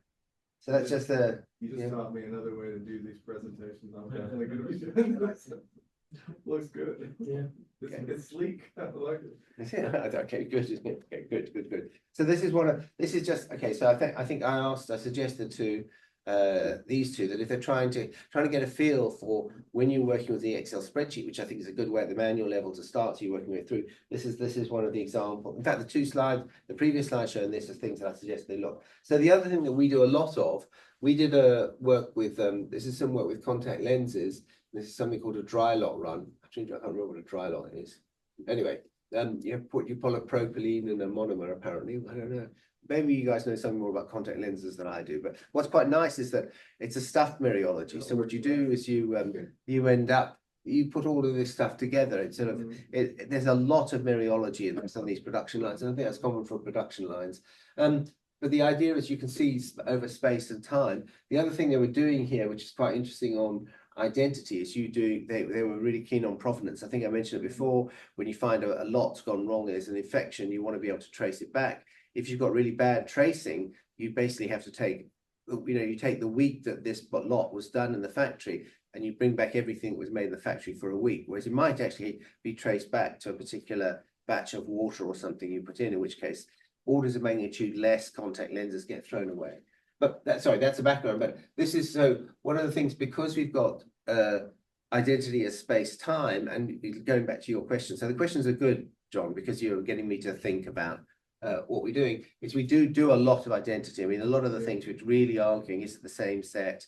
Is it the same spatial temporal extension? We find it's really good to do these maps. And one of the other things that comes out, and I'm trying to remember who I was talking to about it, is that you get to be like a technical drawing. It's really important you get the things sufficiently accurate that you can make the distinctions you want to make. So the idea is, oh yeah, this is making all sorts of claims why STMs are marvelous. This is part of a training thing that we do on STM. So it tells you what to look for: space axis, time axis, a reference frame, and then the rectangles are shapes that are in it. So here it is. So here's the space arrow. There's the time arrow. Chris, is that based off a real use case? Like, do you have data of Bosch and Lomb or somebody who saved money because they used the system with ontologies? So what we were doing was doing something slightly different. So we're working with a contact lens guy who, in fact, headquarters are in Rochester. Maybe I've given away their names and I shouldn't have done. What we're trying to do was try to find a way of showing that we could use an ontology to model their production line. We did, in the end, it didn't get translated into running a system and everything else. The question we're asking is, can we do this kind of ontology? But it was never put into production for them. Sorry? It was never put into production for them. So the question, we're doing something slightly higher because they had about 5 or 6 different systems were involved, and we could have drilled down to the systems before we would go to production. So what we were doing actually here was just trying to say, can we top down? So we normally go bottom up from the system. Can we top down describe the production line that they're going through? And the thing that was interesting for us is that in the past, we've not done something that's so mereological. So where you take raw materials and, I don't know, jiggle them around and reshape them in certain ways to produce a product. This was the first time we'd done this, this was a while ago. I'm trying to remember how long ago, maybe, I don't know, 12 years ago or something. I can't remember when it was, to be honest. But that you talk about the first slide, yeah? That's, yeah. And we've got a pack. Yeah, the one you were saying where you could drop it down to, so they don't have to bring a whole batch back from a week. Yeah. That thing, the exercise there was slightly different. The exercise, was to try. So I think they knew, they did a lot of work on the, I'm trying to remember what it's called, on the way the machines talk to one another, which is very, very low level, but they didn't have anything that gave them a picture of how their line went together and how they moved lines around. So for instance, they would actually package up a particular production line and send it to, I don't know, from Puerto Rico to Hungary and stuff like this. And we said, let's see if we can get a vocabulary where you can talk about this. So we're doing a different exercise. And I just use the slide because they're happy for us to let us use their slides, and it's something that people can relate to. Technically, the class ended 5 minutes ago. Oh, so I should stop. But we could just wind down. 5-10 minutes? Yeah. Okay, I'll zoom through this. Okay. So the thing that I want to show you, so this again, this is more of a space-time map, and you can see how it goes through. And you see the super substantivalism here, and is the way things that, the ghost in the wall here. The interesting thing here is it comes up, and it comes up again and again on when you're dealing with assets. That if you talk about the car's front right wheel and you change the wheel, there must be, how many things are you talking about? How do you talk about it? You've got these things on big assets. They have the tag number, which is, if you like, the role that it plays, and the serial number of the pumps inside, and it changes. And what's intriguing is that if you look at all of the systems that deal with it, they don't track it properly. Yeah, they don't track the identity. They've got various gaps. SAP's got one gap, Maximo's got another gap, and so so for me, it's an example of how, when you tidy things up, you can see, if you like, the way you can increase precision. Yeah, and if you think that's not an isolated example, that's spread across all the systems in the enterprise, then yeah. And it's not I think it's not you don't need, if I'm trying to do this comparison thing, I mean, I'm sure the BFO could probably do something different, or we're not here, we'll do it somewhere else. But I think that we're doing it is with a minimal intervention, if you like. There's to try and get some sort of change. So maybe you do minimal intervention, then you pick your poison, yeah. Chris, so can you help me understand the what's happening here? So okay. let me explain the way I read it. Sure. So I see we have a car. Yeah. And it comes into existence at a particular time. Sure. Okay. The history, we would call this like the history of the Sure. object. Yeah. Yeah. And we've got two different tires. They each have their own history. Yeah. Tire 21 and tire 22. Yeah. Now, the component state, talk to me a little bit about that. Okay, so I understand what's happening here is when the tire gets put onto the car, it's now in the state of being part of the car. So the issue, go back one step. Okay. So when you build in the kind of industry, when you build this, they will have a name for the front right wheel of the car. Yeah. So they'll assert there's this object exists that's the front right wheel of the car. And it's true for all, if you look P&IDs and all the tag drawings, they have this thing, they typically call it the tag number that identifies it. Yeah. So we know that there is this tire component 25, which is the front right wheel of the car. And we're going to say, well, what is it? And we're saying it's the fusion of all of the installations. So we're collapsing. Oh, there's an extra line there. So this is tire tire 22 here. Yeah. No, I've gone wrong. This is tire 21 was installed and it gets taken out. Tire 22 is installed here, but tire component 25. So this is an integral part. The front right wheel of the car is always part of the car. Yeah, because that's what it is. It's a part of the car. Yeah, it's an essential part of the car. Yeah. Well, okay. By definition. Okay, so essential in the sense. It's designed to have 4 tires, but tires get taken off while the car is being serviced in the shop. Right. If you're saying at that point in time there isn't a tire, yeah. I mean, I'm saying, okay, so remember I'm in 4D land, so as long as, even then I agree you can stretch essentiality. Let's say it never gets installed or would have one. Once it's installed from a 4D perspective, it's a part. So I'm not doing part at a time, I'm doing part in 4D. So because you're in 4D, it always had the part, even if it's not going to get it for 10 years.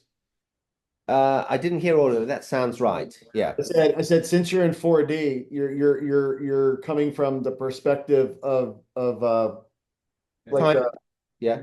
you're coming from like a Calvinistic perspective where even if the tire doesn't exist for another 20 years, the tire always existed. Yes. 20 years, yeah. Okay, so the tire component, number 25, Yes. that's this 4D, Fusion of these states. and so it's okay, so that thing, the component, is a fusion of all the states of the particular tires that. That's one way of thinking about it. Yeah. And what's the star at the end? Oh, this means that this is so these chevrons here means we don't know this means we don't know the start. Yeah. This arrowhead means we don't know the end, and that's what these things mean. This star is an old-fashioned. This is from the book where I had a really ornate thing. This means this is the beginning. This is the temporal start boundary of this, and that's the temporal end boundary. This black square means it ends, and this it's in the Okay, so, beginning. yeah, so the tire component is a fusion of all the different states. Yeah. And would you model that, if that's the right word, at a level of granularity that includes states where it doesn't have any tires? If you were interested, sure, yeah. Yeah. Yeah, I mean, you could put here, this could be a month, could be a week, could be a day, could be a second. And if you're interested in the gap, you put it there, yeah. Right. You probably, what you wouldn't do is you would have the relationship between this would be succession, but it wouldn't be contiguous. Sure. Because there's a gap, and that would imply, yeah, Yeah. that there could be a gap. Right. Okay. I think the thing that this is trying to show is you have these succession of states that make up the whole here. And if you do when you do the designs, I'm pretty sure it's with pumps. I don't know. I've done it with these bigger buildings, bigger assets. Is you do this model of it before it's ever built, and you give the tag numbers to the things that are going to be occupied. You know that some of them are going to change over time. Some of it's it's a concrete framework. It's probably only going to be one, but most of the things are going to change over time. But you want a name for the thing that's going to be there all the time, and you might have a wax and statue thing where it lasts the whole length of the asset. Yeah. I wasn't talking, when I named Mark, I'm not talking about all of Mark's line. But I also was sometimes talking about the line. Oh, is that the way that works? Yeah. So this is the same thing if you do. I don't remember my cider. I've got some cider in the fridge though. It's time I want to come over. We really need to talk about your drink. It's regular, it's not hard cider. For now. So we've got the same sort of thing with the President of the United States. Yeah, Mm. this is just saying the same thing. Yeah, Mhm. and I think one of the things I don't know what you do with your roles is there seem to be two kinds of roles. There's being in a role Mhm. which doesn't have an identity, and sort of I'm a student and then I'm not a student, and there's being a role like being the what is it, the chairman of whatever the bank is, Yeah. Natland Bank, the chairman of Natland Bank. Mhm. Yeah. What do you mean? I mean, like a vacant, like the roles that, I think we sometimes think of this in terms of roles that are vacant. No. Is whether if roles got an identity, you can have a successor. Talk about, So president, Yeah. that's a specific role, Yeah. versus just like a student role, which is. No, I know. Okay. I'm saying, I sometimes think of this in terms of when there are vacancies. yes. Like the president role could have a vacancy. Oh no, I think you're going to say something else. That's true as well. But you can have a vacancy, like we're thinking of. We're doing it in the finance industry. You can have an FX desk. There's the head of the Yeah, FX desk. yeah. He gets replaced, but it's got 3 positions in them. Mhm. So let's say 2 of them are vacant. Then you employ one. It's you filled one position, but you don't know which one because they're not got numbers. Yeah, They've not right. no. There's no specific numbers. They're just like a commodity. It's kind of interesting, so do So you it's guys, like your student. do you guys make a distinction between these, named roles versus just kind of generic ones? Is If that- you think about it, is that it's a start and end. There's no succession. So when you do this, when you're in the state of being a student, there is an issue that, let's say you're a student, there isn't a vagueness about, let's say you join one university and you're a student, you leave, you join another university. Is that the same student role or a different student role? And you have to decide, yeah. And the thing you're about disconnectedness of states. You're ill, and then you get better, and then you're ill again. Yeah. Let's say it's exactly the same bug, and it was a fake getting well. Is it the same illness? So, but you just need to make a decision. You need to choose one way or the That's other. right. But wouldn't that be like an organizational position, or it would be another it would be another continuant that the roles are going to have relationships with it, and they're temporal. So you could have, like, say you have a CIO, and the CIO takes place, and that they do all the CIO and, say, a CDO responsibilities, and then at a later time they say, well, we actually need a CDO, so then later CIOs don't have that. Or you could have things where, like, there's roles that over time are roles that, like, are going to require you to be in, say, a combat zone, and then not a combat zone, based upon when you take on that role or that position. So there's some qualities or roles or dispositions that necessarily aren't always going to be part of something. Oh, I didn't get that last bit. Yeah, I missed that last part. Want to say that again, Jay? please?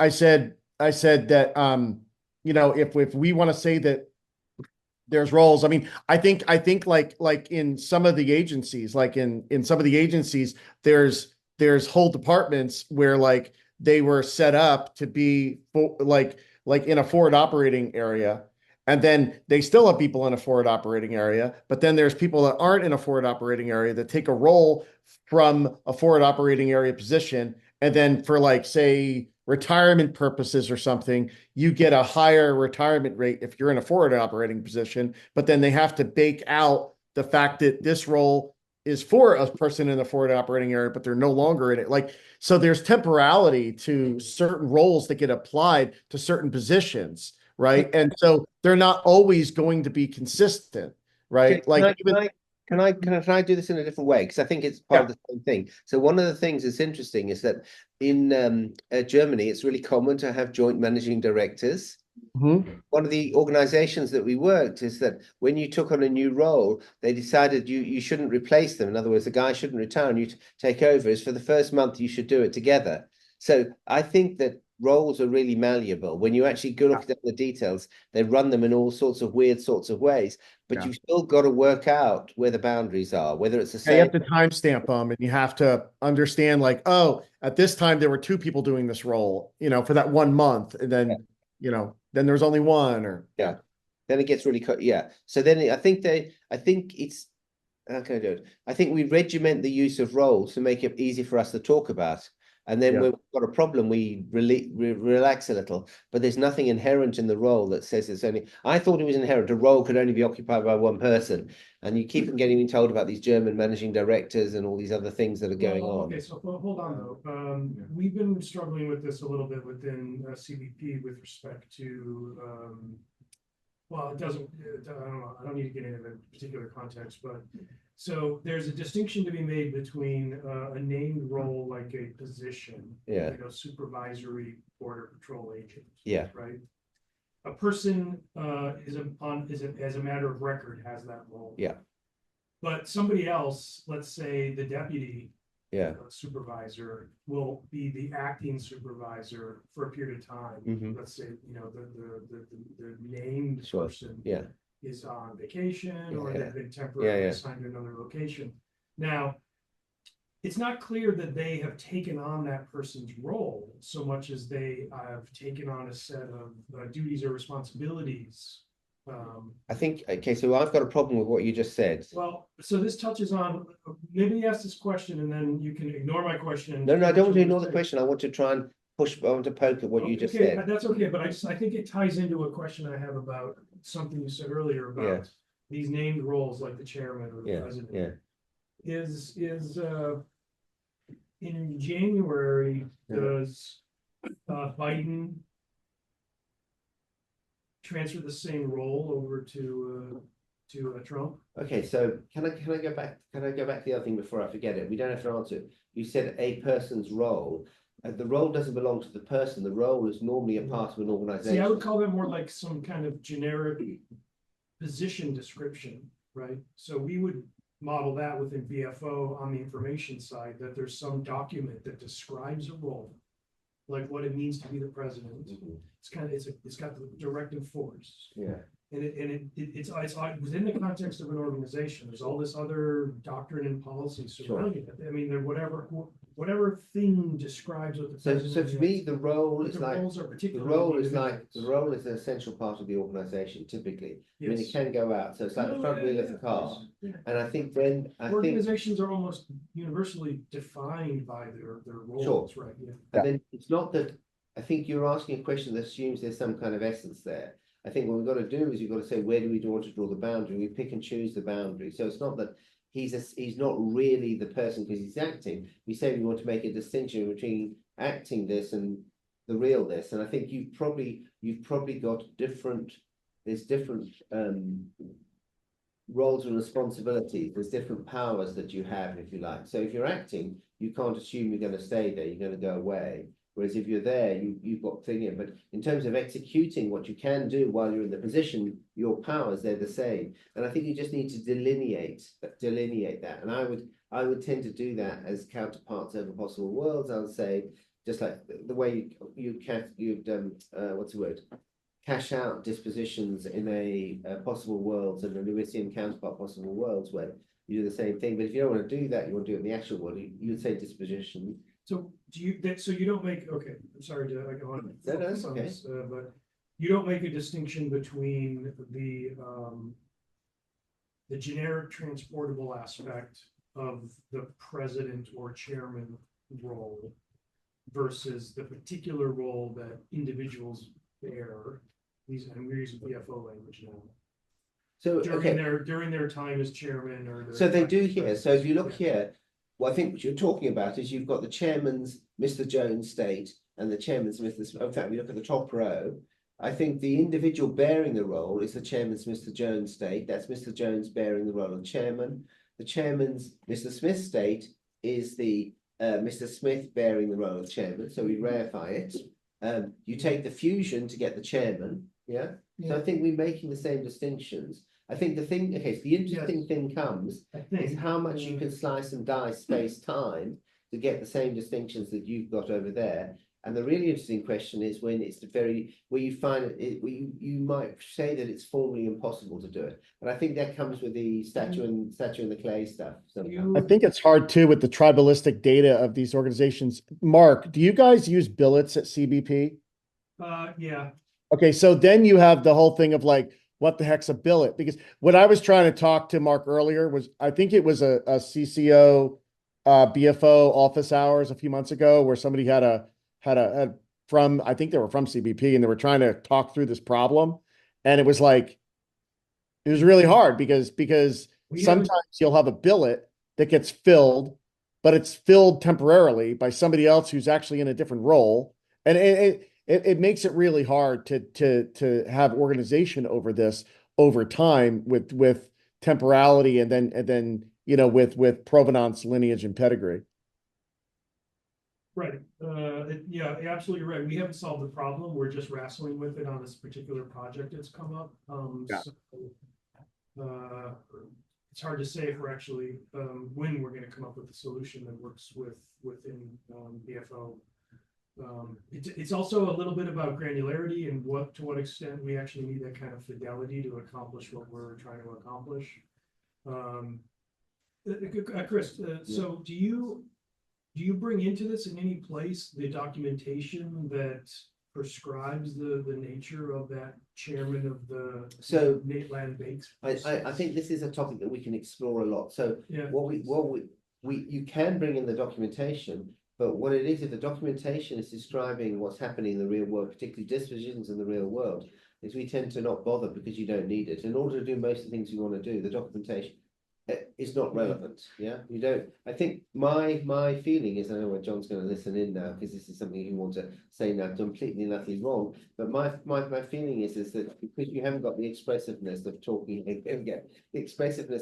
about the possible possible worlds and so forth, the space-temporal type expressiveness, and it shows up on this reference frames. I think you can cash it out in the real world, particularly if you've got possible worlds, or you can talk about the information side. And I can see tendencies going both ways. Our inclination is to try and cash it out in the real concrete many possible worlds, because then if you talk about it having a height, it'll have an actual height. Yeah, you do me the look. He's giving me the Beverly Real look. concrete, many possible. Yes, worlds. exactly.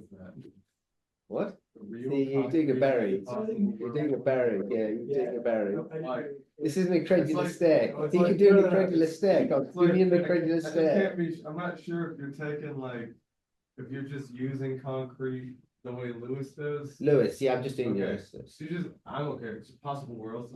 That's distinct from the actual world. I'm not gonna. Sorry, but I was doing real rather than actual. Yeah, So what I was trying to say, like well, every concrete. possible world is real, is what I was trying to say, rather Yeah. than you're not worrying about actual indexality and But I stuff like will that. look at the experts, we can, BFO is weak enough to be extended to model these sorts of things, but we just won't call them possible worlds. But. I don't think yeah. you need to for reference frames. So I think reference frames is a good example. Is you can Cover cache them out the in reference frames different and you can cache out the numbers side in the space time. You can also do it. The thing is, you can do it indirectly in the information, and we've done it indirectly in the information sometimes when we actually want to ask questions about what's stored. So we had this Yeah. SAP system. We wanted to say what's actually stored in the SAP system, not what we're going to store in the new system. We were actually worried about it. So we kept the record, and then we had to maintain the SAP system, what it was talking about. And it was like massive overhead. Yeah. So, and I can see, well, then you say, well, okay, I'll only do one and then I'll do the information world. For us, everything works much, much better if you can. If we think we can always cash it out in our real concrete, which one do you like? Real or concrete? Which is the one that's giving me I incredible was sure stare? you were making some new distinction. No. Concrete possible worlds. No. Yeah. I'm just, this is a, Yeah. Yeah. You wanna be able to punch those possible yeah. worlds. This is possible worlds.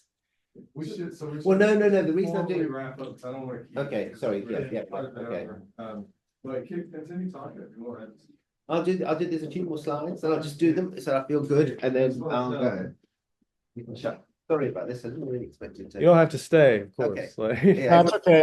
I sent you a Slack DM, Chris. thanks a lot, thanks. So I don't know whether you like XKCD. We do a whole lot of stuff on Euler diagrams. We called them Venn diagrams for a while, and then we realized they were Euler diagrams. And XKCD likes talking about it. So he's got this thing here is that yeah, okay, so he's got the same thing here, and then he's got these things where he's doing all these Venn and Euler diagrams. And then this is I think someone did it. This is a copy from someone else, yeah. This is so okay, so we do Euler diagrams. So what we've got, and the reason we need to do, we call them extended ontological Euler diagrams. The problem we've got is when you do the Euler diagrams, it doesn't deal with higher order types. Yeah, it's okay for first level sets, not two. So we've got this thing where we do higher order sets. That's all I wanted to say. And we find, so what the space-time maps and these, and it links in, so now it's now clicking, because after all this alcohol from last night, but it's now clicking that we run a lot on identity. So we use identity as our tool to try and find out what's going on. And these sort of things are visualizations of identity, because the Mariology of the page forces you to, yeah. Sure, yeah. Wonder what else is here. Let's see. There we go. There's all the types. Yeah. Okay. Good. We're done. Love it. Thanks everyone. Thank you. Sorry it's so long. I'm sorry.